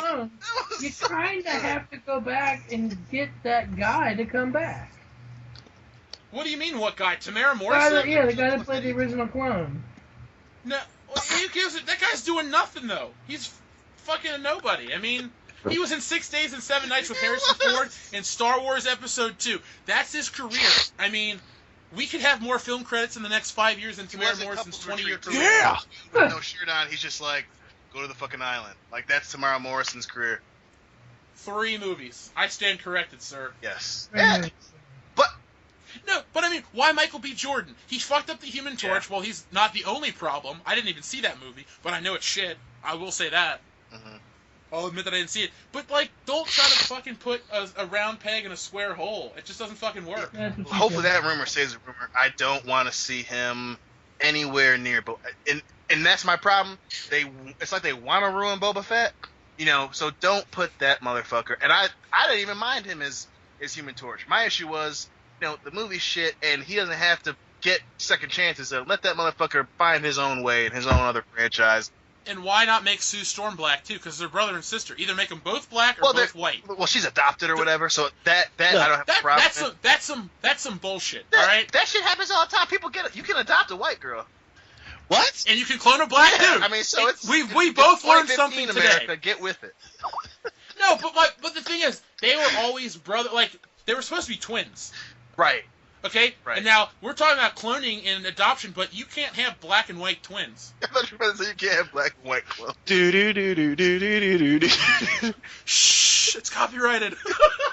But, yeah, that's one reason why you swayed me with the James Bond thing when we had that conversation, when it first came a year ago. Many times. But yeah, if they're trying to establish Fantastic Four, which I guess kind of comes back to Marvel Universe, they want to make Fantastic Four not Fantastic Four so bad, and it's like, just make it like the fucking comic book, please. It's not fantastic. Just stop trying to make it something else. Just make them brother and sister. Make Richards and Sue fall the fucking love, make Doctor Doom a crazy person who likes magic, and fucking make Galactus. Stop fucking around with the Fantastic Four. Just make the fucking movie. I'm with you 100%. And the thing is, I'm glad I kind of swayed you on the Bond thing. Because you said it's 2015. I don't care if a brand new character is black, white, whatever. But, you know, unless you wake up tomorrow as a white dude and I wake up as like a Filipino dude, James Bond shouldn't fucking change races because real people just don't change races. Right. You know? In that world, he is just a white dude. Oh well, Dan's just a white dude. Sorry, Dan. So, dude, you know? I didn't know I was white. What? Who's white? You can clone black people? Hey, you can okay, adopt white women. I know it's our first T-shirt, or it's our first episode, but let's get a T-shirt. Yes, you can clone black people. Oh my god, the pause was just perfect in that. It was so great. I'll make that a ringtone. But going back to that, the point that swayed me was when you were just like, you know, and I like Idris Elba a lot, and you know, if they wanted to do that years down the road, I get that too. But the thing that you said that swayed me when we talked about it before, you know, if they make him black, we have to go through a whole other origin thing. And that's the thing that I was like, that makes sense, because I don't want to sit through a whole other James Bond origin. I don't, you know, we don't need that. Just make a Bond movie with a good James Bond. I didn't even want an origin when we got it Casino Royale. I always liked that James Bond was just James Bond, a grown-ass man doing shit. Fucking women, killing people, you know, driving cars and drinking and smoking cigarettes. I didn't need to know that he's got mommy issues with M, and I didn't need to know that he cries over his girlfriends every time they die. I always like to imagine that after James Bond saves the day, he sleeps with the girl a couple times and then it's just like, see ya. Yeah. He murders them. Yeah! Yeah, and I get that. You know, the only thing with that is if you do that too long, you end up getting Die Another Day and some of those shitty Pierce Brosnan ones. But I don't have a problem with Casino Royale. I just don't want to do that a mere 9 years later. You know, it's just like... I enjoy Casino Royale. Everyone I loves like it, it. too. I like it. You know, I just don't want to see another origin story. It's like we get that. Dion, I know, Dion, I know we got a James Bond month coming, but you and I have sat through 3 of the 4 Pierce Brosnan movies, and we like them all, except Die Another Day. Right. Yeah, it's true. Like, GoldenEye's my fucking favorite one. I'll go on record. That and From Russia with Love Yeah, I've never are tied seen for my favorite. GoldenEye. I'm gonna ask for the Box box set. set for Christmas. Yeah. I'm going to ask for it also, and that means I have to buy it if I want it. Well, Dan, if you buy it, that would be a really weird thing for you to own. I don't think you'd watch them all. I'd watch most of them, eventually, probably. I watched like 5 of them in the last week. Good movie. I'd skip a couple. You should watch them all to make an opinion of them yourself. And then punish But yourself anyway, with Roger Moore. Oh, God, I can barely get through those. Octopussy is garbage. So bad. So bad. I It's a don't good want to watch name, it ever though. again. It is a great name. Great name. Fuck that movie. Too bad the theme song doesn't have the word Octopussy in it. Oh, why? Come on. Who's gonna write a song about Octopussy? It's the same guy that sings about Thunderball. That could be like a fucking euphemism for getting pounded. Oh, and he passes out when he sings the song. Octopussy getting pounded by Thunderball with Goldfinger. You got fingered by Goldfinger? It is The true man with the that gold Freddy a lot got of the fingered by names, Goldfinger. The Octopussy got fingered by Goldfinger and pounded by the Thunderball. All the moon. His quantum of solace was that he had a condom on. And then he awesome porn names, James Bond movies. Then he skyfalled when he Miss Money Pussy? More than for sure. Hey, Miss Money Pussy, why don't you get on my jetpack with me? Get out of your dreams and get in my car. Look, everyone, it's the gold member. Well, you know, let's get back on topic with Marvel. Oh, yeah, topic. Because, yeah, I mean, I'm having fun, and I'm just going to edit a lot of this out, so whatever, we can keep going. But we are now on Avengers Age of Ultron, which came out this year, May 1st, 2015, and it made a lot of fucking money. How do you guys feel about that movie? It was a good It was a movie. bit of a letdown. Not as good as the I still like it a lot. I like it a lot. I'm definitely going to get it on Blu-ray. But there are a lot of, you know, it's very Joss Whedon, and that's what just frustrates the shit out of me. Like, I don't need Ultron to have a person. James Spader was a perfect casting choice for Ultron. Thank you. I love James Spader. Yeah, he's awesome, but I don't need Ultron to have a personality. Just make him a robot, bro. Just make him a robot, bro. Just make him a robot. Sex robot. A Sex sexy robot. Robot.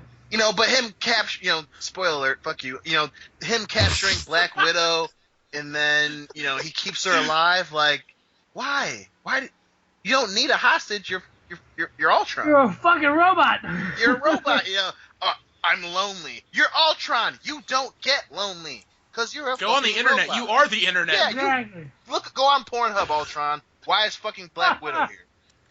Dude, he's watched every video on Pornhub 1,000 times. Yeah. Smart guy. He rated them all 1 star. Speaking of James Because he doesn't have a Even dick. the one with Lisa Ann. Come on. Speaking of Ooh, I James like what you Spader, said. do you watch The Blacklist, Dion? I've seen a few episodes. I gotta get into that, but I've seen a few That's episodes. an It's pretty good. amazing show. He's a good bad guy. He's a He very does- good bad guy. It's like everything he's in, he does really well. He was an awesome Ultron. Awesome. Lost. Too bad he Legal. hasn't aged well. He looks like Shit. Jesus. Just He's fucking a say it. fucking My- cue ball looking ass motherfucker. Dude, if you would have looked at him in 2002, I remember when Jake when Nicole lived over in that other thing with Brittany, that other apartment. I went over there with Jake and Tom once, and we watched this movie called Secretary from like 2002 or 3. Oh yeah. And it was a fucking weird movie, but James Spader looks normal. Yeah. He looks like a grandpa nowadays. Like it looks like he fell into like something. He's in his 70s, isn't he? No, he's only like in his 50s. He's in his 50s, dude. Spader's, I'm gonna that's look it. up. James Spader was popular in the 80s, man. That was 30 years Yeah. ago. Yeah. He was in like Pretty in Pink and shit. Yeah, man. Yeah, and then he was in Stargate. Like that was like 20 years ago, and he looks like he's been smoking only crystal meth. James Spader was born Holy February crystal meth. 7th, 1960. He is 55 years old. Yeah. Wow, he looks terrible for 55. Yeah, dude, he's only been working since 1978. Yeah. Great actor, great at his craft, but James, man, He just stop. aged. Bad So, genetics. and I've watched Boston Legal from beginning to end. That was he was the star of that series along with William Shatner. That was a great show. Great You show. can clearly see him age throughout that series terribly. He looks It's like the crystal meth. I think that series lasted 5 years, 6 years, Something and like he that. looks throughout that he looks like he's aged 15 to 20 years. Cocaine is a hell of a drug. I smoke rocks. Joe Rogan. Smoke crack, Joe Rogan. Well, I mean, I remember Phil and I. We went and saw the Avengers double We feature, and I liked the Avengers 1 more than Age of For sure. Ultron. A lot just from that double feature. But Age of Ultron didn't suck. Yeah, we It did just felt enjoy like it felt like the end of Phase 1. Remember how I said earlier in the episode how Phase 1, the end of it felt like it was just building up to the Avengers? That movie just felt like it was building up towards Phase 3 and Infinity War. I don't even feel like that movie set the stakes for jack shit. Like, the Hulk is gone, Quicksilver's dead, and there's a new team of Avengers. Mhm. That's cool, but, that's like it. It doesn't really build on anything. It doesn't leave anything to be built upon. Right. Yeah. Outside of the ending scene, yeah, it's not geared towards. It's not going to build towards Civil War. It's not going to build towards Ragnarok. It's just It there. sure as shit ain't gonna build towards Civil War, dude. Nothing in that movie except the last, like you said, the last 5 minutes. Did Tony, or when they're on that fucking farm, Yep. did it feel like Tony and Steve yeah. Rogers had problems? Other than that, it was just like, hey, everybody, we gotta fight Ultron, and we're gonna win because I'm gonna make a joke and we're gonna survive. Woohoo! And then even then, they make up at the end. I'm gonna miss you. Yeah, I'm gonna miss me too. Like they make up. There's nothing there for Civil War, which is why I kind of think Iron Man's not gonna have a real big part in Civil War. See, I hope Civil War is amazing because to me, Phase 3 is building up to be Oh awesome. yeah, and it's the Russo brothers again. So I have full faith that it'll be awesome. I just don't think they're gonna draw. They're not gonna make a bigger rift for Civil War as they did with the comic storyline. It's not gonna be this huge thing. Well, before we get into this whole Civil War discussion, Ant-Man came out this summer too. oh, that was a and great I thought- movie. Yeah, I thought Ant-Man was I gotta awesome. see the whole thing. I've only seen bits and pieces, but what I've seen, What are awesome. you waiting on? I know. Yeah, Dion, I would have not had this episode had I known that you hadn't seen Ant-Man. So I'm gonna delete all your parts. So does that I cannot clone you because you're black. mean RoboCop loses now? Yeah, fuck RoboCop I loses. I'm going into the book. I'm taking away your point. No, I can't say enough good things about Ant-Man. For Parts real, that I've seen movie were awesome. Was awesome. Michael Pena was. He was excellent. fantastic. T.I. was even okay. Yeah. You know, T.I. I just want to punch in the face, but you know, T.I. I like what they did with the whole Hank Pym and why, you know, Douglas is an Ant-Man. I like that part. I do. Douglas Michael. Yes, Douglas Michael, man with two first names. Ricky Bobby. Yeah, I liked. I gotta see the whole thing, but like I said, what I've seen, Ant-Man Ant-Man's definitely better than Avengers 2. Yes. Oh, yeah. Yeah. Fuck. I remember when we walked out of Ant-Man, I just thought to myself, that was my favorite superhero movie of the year. I mean, if I'm going to rank the existing MCU films that I could see, Ant-Man would probably be...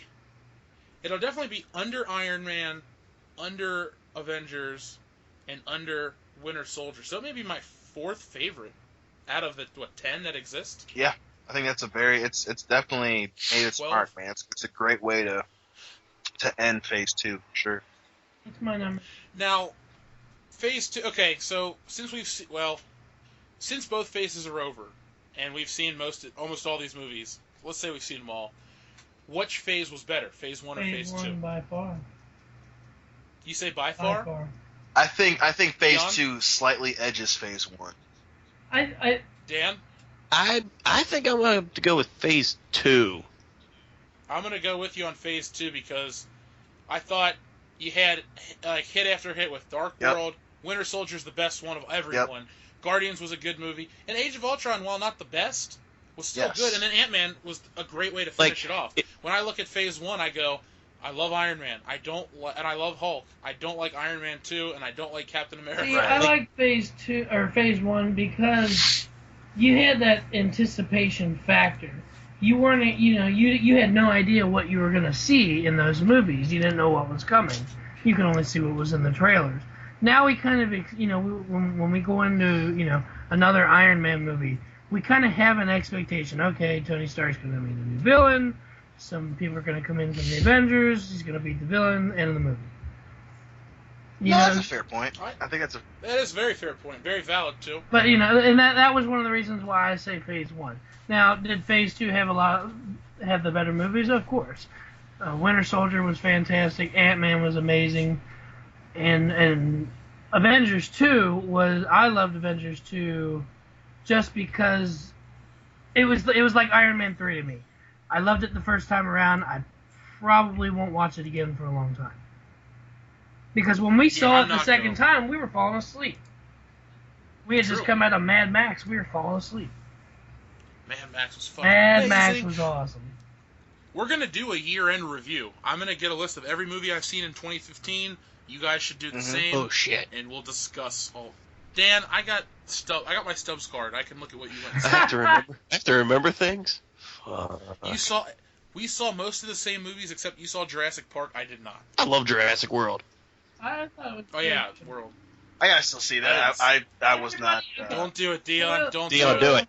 Spoiler alert. Everybody was really pissed. And I've gotten this from like 8 different people who saw the movie.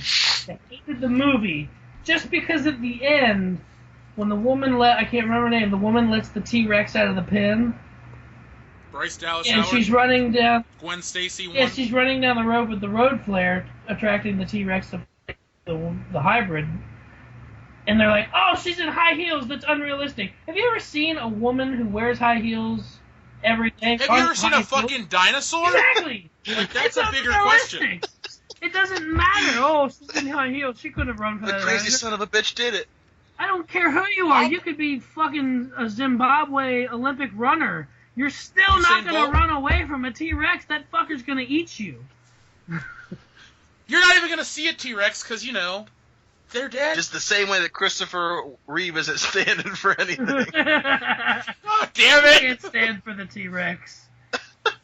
He would die on the toilet. Oh, God. But yeah, So- I might see Jurassic World, but You should. was I mean, I'll check it out, but it just seemed unnecessary. So, guys, we've lived through the entire Marvel Cinematic Universe. Barely. And combined, yeah, well, barely for you. But combined, they've made $2.15 billion. And the Avengers made how much of that? Oh, no, sorry. That was the budget for all these movies. Combined, they've made $8.9 billion. One of the films made a bill. Yeah, I'm about to say, Avengers made Yeah. Avengers made a 1.5 billion. Iron Man 3 made 1.2 billion, and Age of Ultron made 1.4 billion. So, I mean, these are huge fucking movies. I mean, when your lowest grossing movie is a $263 million film, Yeah. you're doing pretty goddamn good. Yeah, and it's only gonna go higher, I think, especially once our collective appetites are satiated with Civil War and all this. I think Infinity Wars is gonna blow the whole lid off this goddamn thing. It's gonna be crazy. I'm with you 100% because we've never seen anything like that in any kind of Yeah, movie. we only have the comic book from the '80s, man. Like that's gonna be or the early '90s. That's gonna be crazy to see. It's going to be crazy to see on film. I mean, maybe we'll get some more of the characters so they can make it more like the comic.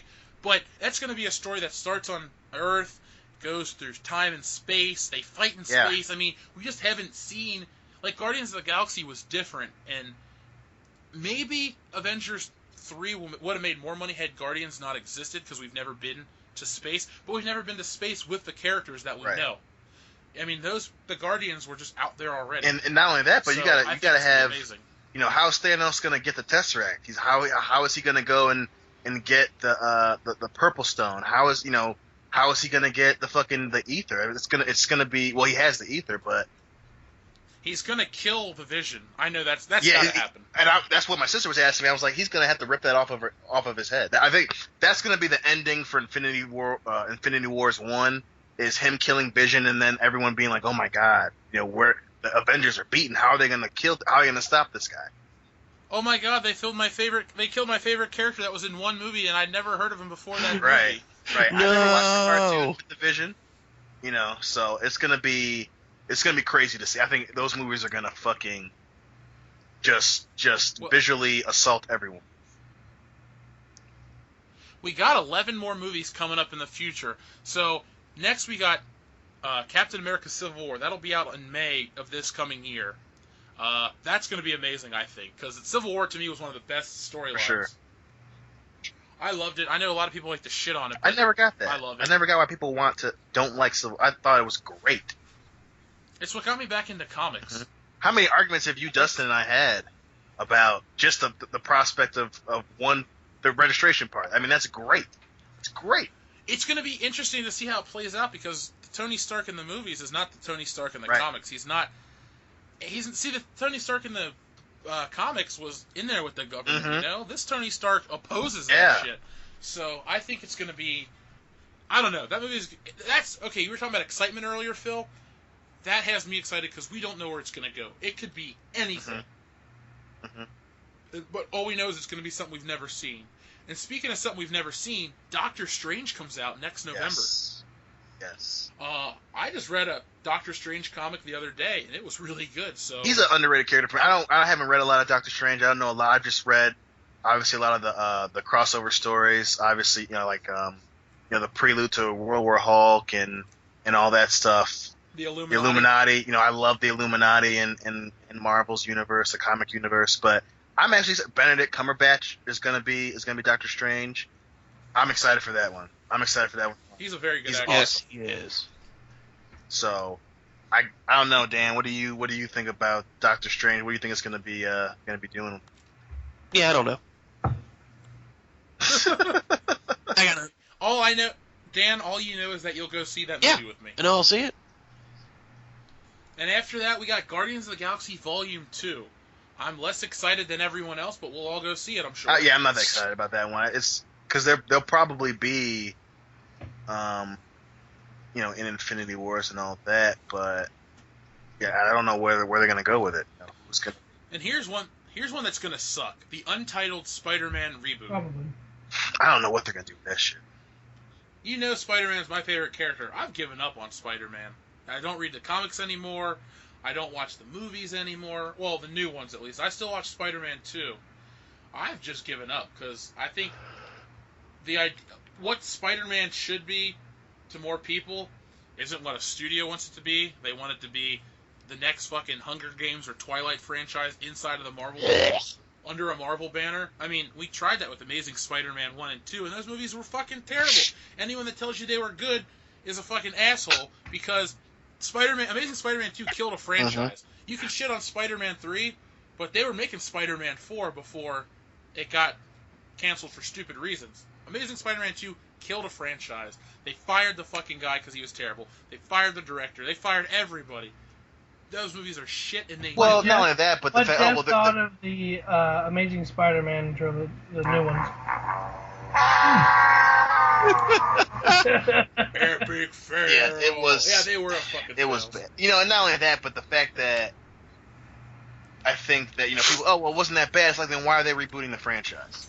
You know, why is your lead star standing, you know, yelling at the you know, in a meeting for the movie, and he's getting kicked out of the meeting? You know, don't tell me that was a good movie. It doesn't make any sense. Just because you put Jamie Foxx in a movie does not mean that it's a good movie. And Paul Giamatti, I love the guy, but what the fuck is he doing as Rhino? You know, don't insult my intelligence. He wasn't doing anything in that movie at all. You know, they made it seem like, oh, he's gonna fight Rhino. It's like, fuck. It was in the beginning scene and the ending scene. I mean, that's a movie where if you see the trailers, you've literally seen the climax of the fucking film. Like, everything. You know how it ends. I can't think of another movie that has the exact, like, shot-by-shot ending of the fucking movie in the trailer. Like, okay, what's a movie? Goldeneye, to me, has a great trailer. Doesn't tell you the fucking end of the movie. None of the Star Wars movies do. But fucking Amazing Spider-Man 2 tells you the ending, and it's terrible. Yeah. They and then the fact that they were just so smug about it. You know, they're gonna talk about, oh well, it's the #1 movie in America, and it's just like, but it sucks. Don't. It was a bad week that week. When they say the #1 movie in America anymore, you can't believe that because they're just going based off of ticket sales. It doesn't matter what the movie is. It could be fucking Dumb and Dumber 15. You know, nobody wants to fucking see that shit. But it's going to be the #1 movie in America because all the stupid kids are going to go see it, you know? And another thing, Phil, a lot of times these companies will say it's the #1 comedy in America, but it could be like number 8 at the box office. I mean, I think they were so fucked with Amazing Spider-Man, just that franchise in general. There's no spin to put on it. I mean, did any of you guys read those hacked Sony emails? Yeah. Nope. Yeah. I read a lot of them. I read them for James Bond. I read them for Spider-Man. They knew. They fucking knew that those movies were shit. They were trying... I mean, I know you're not a fan, Dion, and Phil, you either, but they were trying to bring back Tobey Maguire and Sam Raimi because they were like, what the fuck are we going to do? They knew that ship was sinking. Yeah. And the other ones were successful. For as shitty as Spider-Man 3 is, it was still a huge hit. If they'd have made Amazing Spider-Man 3, the tagline should have just been, it's still a movie. Yeah. You know, and you can even say we tried. And I've told Jeff and Dan this before. It wasn't my favorite movie of all time. Not by far, it's not on my top 10. But I actually kind of enjoy the first Amazing Spider-Man. But the second one was complete shit. They just let it go. They're like, oh, well, you know, we're doing okay with this one, so why don't we just throw it in the toilet and start over? Well, the email where it was, I can't remember which one, but where it said that, Andrew doesn't want to do this. And I'm just like, what more do you need to know at this point? He doesn't even want to be in the shit anymore. It's like, damn, come on now. They should have never come the fuck on. You know? I'm just, I always make this joke. I said I was glad to live through the Bush administration. I'm glad it's over. I'm glad I lived through that shit, you know? Mm-hmm. I never had to live to see another Amazing Spider-Man movie. Yeah, I lived through it all healthily. You're going to be saying that at the end of the Obama administration, too. Oh, God, easy now. He's not a good president. We'll keep a lot of politics He's not a good president. He is not a good president, but he's not the worst. He's not the worst. He's not a bad president. He's definitely not the best. That's for damn sure. Healthcare. Come on. Hey, you know what? He's not Ronald Reagan. All right. You did not you, fuck Ronald up. Reagan. Smashed. I don't miss you. That's true. That's true. That's true. No, but I mean, it's just an analogy I always make. I'm just so happy to have lived through it that it's over. Not that I got to experience it, that I never have to go back and live in a world where that is what modern Spider-Man is. It was for just such a short period of time of 2 years, and I mean, it's not going to really tarnish. It's going to tarnish the name of Spider-Man, but it's not going to ruin it. I mean, we had from 2007 to 2014 was a dark period for Spider-Man movies. It was just a gimmick, man. It was just a flat out gimmick. You know, everyone's in love with Emma Stone. Well, we need to have Emma Stone in the movie, and then you know Andrew Garfield. You know, that's not Peter Parker. That's not what Spider-Man is. You know, they have this hair flipping, cocky teenager asshole to start with, and then it's oh, I'm Spider-Man. You know, I'm playing basketball, and everyone can see me have superpowers. And I'm Spider-Man. It's like, God, just make a good movie. Just make a good movie, please. It's Spider-Man. It's not that hard. Stop trying to appeal to demographics. Can we get t-shirts for Dion that just says, just make a movie? Yeah, just make... that should be like it's just, I don't know. It's just so difficult for people. You know, don't stray. And that's what pisses me off about comic book movies. The people who read the comic books, the people who are going to come see this, they can look at the source material and see what's wrong. It's not like a book where not everyone knows about the book or has read the book. You can visually look and check and see what the fuck is wrong. And they just refuse. And I mean, and that's where the Marvel movies shine over like the Sony and Fox ones, because it's Fox and Sony. It's movie making by committee. You know, we got to check with the marketing department. We got to check with. You know, we got to look at our demographics. Which way is this going to skew? Does Andrew Garfield skew to teenage girls? Does Emma Stone skew to teenage boys? I mean, is Aunt May sassy enough? Everybody in those movies were fucking terrible. There's not one actor that I go, hey, they were better in this franchise than the last. Mm-hmm. Martin Sheen, Uncle Ben was stupid. Really? He wasn't as good as Cliff Robertson. No, because I didn't give a shit about his Uncle Ben. He just felt like some douchey plumber that got shot over a thing of chocolate milk. That's what fucking happened to him. That's not even a joke. That's not even a joke. He got pissed off, and Spider-Man let his uncle get shot because the douche at the store wouldn't let him buy his chocolate milk or something. But you can't blame At least him in the as other the actor, though. Martin Sheen's a fine actor. Outside of that movie, he's fine. But his interpretation of Uncle Ben is weak. You gotta blame the writing staff, too. It's part of the writing. Oh, I blame everybody involved with that movie. All the way from Avi Arad to Mark Webb to so-and-so's grandma. I don't give a shit. Avi Arad has been a part of so many shitty comic book movies. Whoever issued him his comic card, revoke that shit. Because you should know better. You were there when a lot of this shit was created. And you let these shitty... He lets this shit get made. He got involved, I think, in the late 80s or early 90s because he either owned Toy Biz and got the license for Marvel movies. Because if you go back and watch like the Spider-Man cartoon from when we were kids, he's on that as a producer. And he's even on the Spider-Man movies that are good. Right. But it's when you have a strong director. I mean, back the first two... they had Sam Raimi, and he wasn't taking shit from a studio. When the third one came around, they're like, we got to put Venom in the movie, we got to do this, we got to do that, we got to hit all these points because the marketing department says it'll be more successful. And you don't have a fucking coherent story. If you have a good story, like, okay, look at The Dark Knight. That is a great story. And yeah, it had some merchandise, but the characters weren't designed to make merchandise, you know? The Joker looked gruesome. Batman looked cool. I got this action figure from that movie up on my shelf, but they didn't make, Funhouse Joker with a normal... They made like two different Jokers. They made a Heath Ledger and they made a generic one. They weren't making like 20 toys and all this shit, and the movie made billions of dollars, and that's what matters.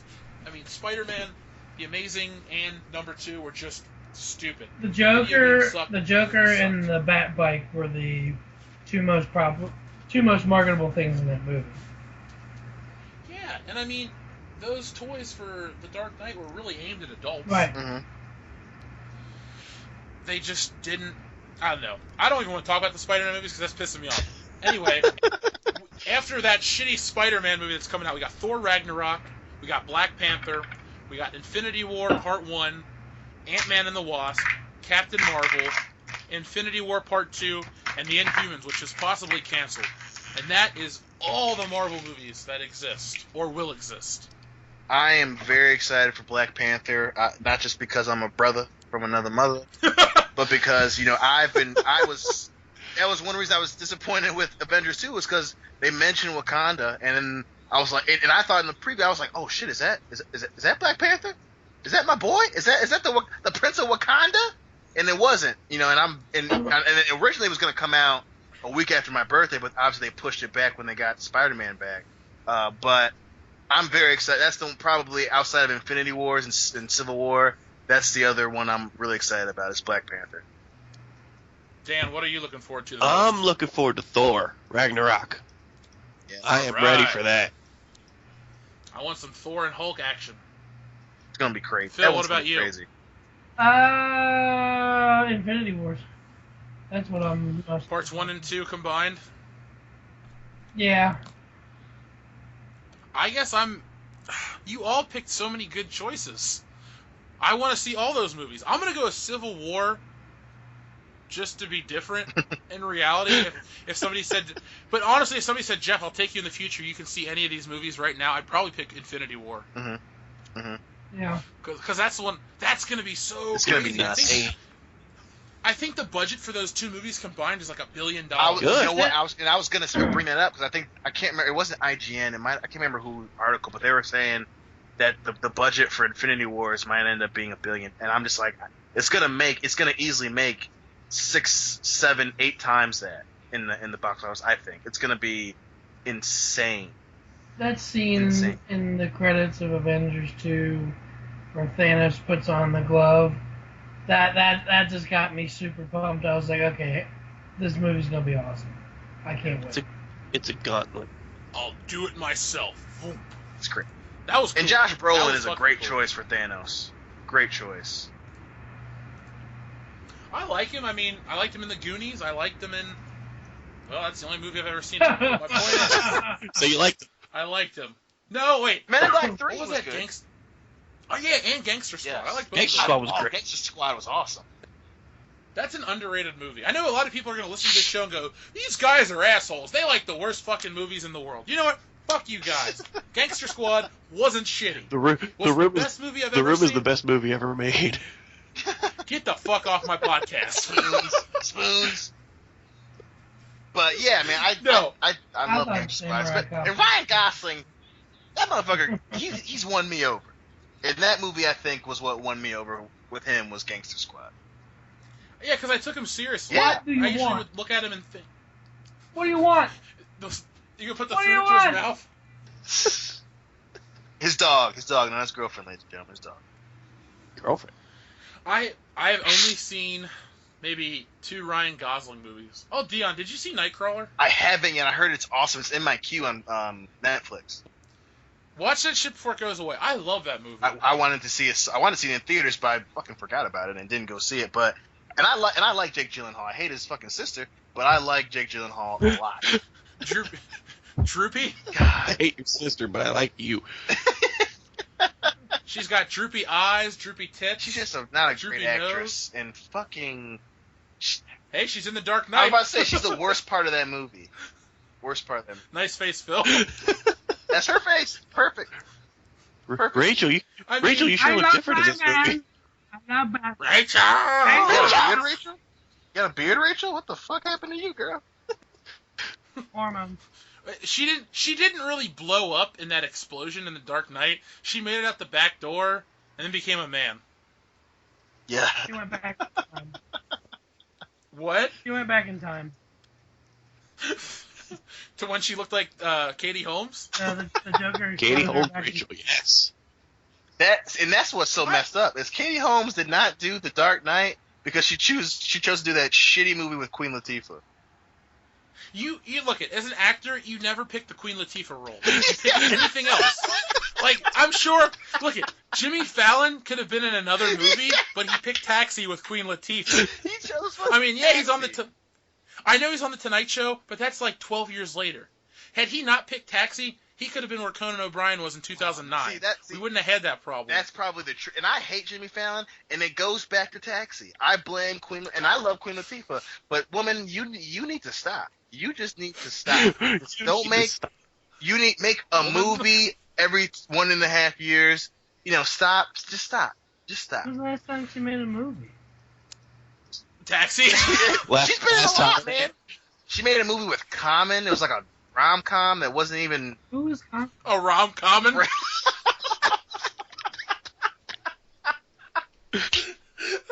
That wasn't as funny as it That was good.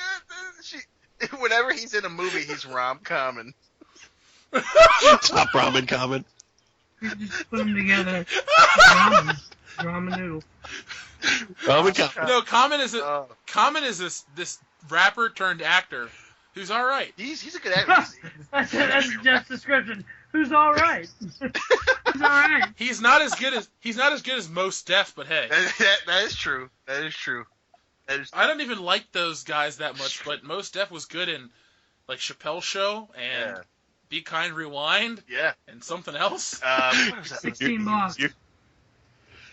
Shit. I never saw That's a that. pretty good movie. Oh, 16 Blocks. That's what it was. Not bad. That's bad. Yeah, Bruce Plus, Willis is just... any rapper that not only changes his, Yeah, you go on and you make someone force feed you. That was fucked up. You ever see that video No. where he's protesting Guantanamo Bay and he's like, "This is what happens when they force feed you," and they're shoving the tube up his nose, and I was just like, "Damn, Mos, just damn." That's nasty, man. Cut that shit out. Go back to rap. I would like to say that about Kanye West. Don't run for president. Go back to rapping. I won't even buy. At least we can CD. ignore him if he's rapping. That's true. Yeah, if I lived in a world where Kanye West was my president, I would move to fucking France or something. Jacques Chirac would be a better choice. Even Republicans are not dumb enough to vote for Kanye West. That'd be like the worst thing. It'd be the greatest debates, though. It'd be the great. He would just start randomly rapping. He would just sing "Diamonds from Sierra Leone." In the middle of the debate, he's like, "I'm gonna let you finish, but I got an argument." Jesus walks. Wait, are you a Republican now, Kanye? He would do something weird, man. He'd just be like, he'd wear a fucking brown paper bag and like a tie, and be like, "Yeah, man." yeah, or then he'd I'm here like for just the working randomly man. yell, "You ain't got the answers. You ain't got the answers." You know what's sad is I genuinely hate him, but he's probably monopolized 10 minutes of this show. Fuck you, Kanye Damn you, West. Kanye. Why? He's Just gonna why, Kanye? he's gonna somehow That's all I hear gotta this ask, and man. try to Yeah, sue I'm us. talking. So this has been our first episode of World Class Bullshitters, a Future Pop podcast. I hope you found us entertaining, a little informative, and I hope you had a good time. I was your host, Jeff Hicks. I, Dion Green, the man with the plan and the original tan, was also here at some point. How are you tan? You're black. He Black fried. guys can get cloned too. Oh, okay. Say goodbye, Dan. Goodbye, Dan. I'm Dan. Dr. Phil Seitz, are you there? Dr. Phil is signing off. Remember, brush your ass. Brush your ass.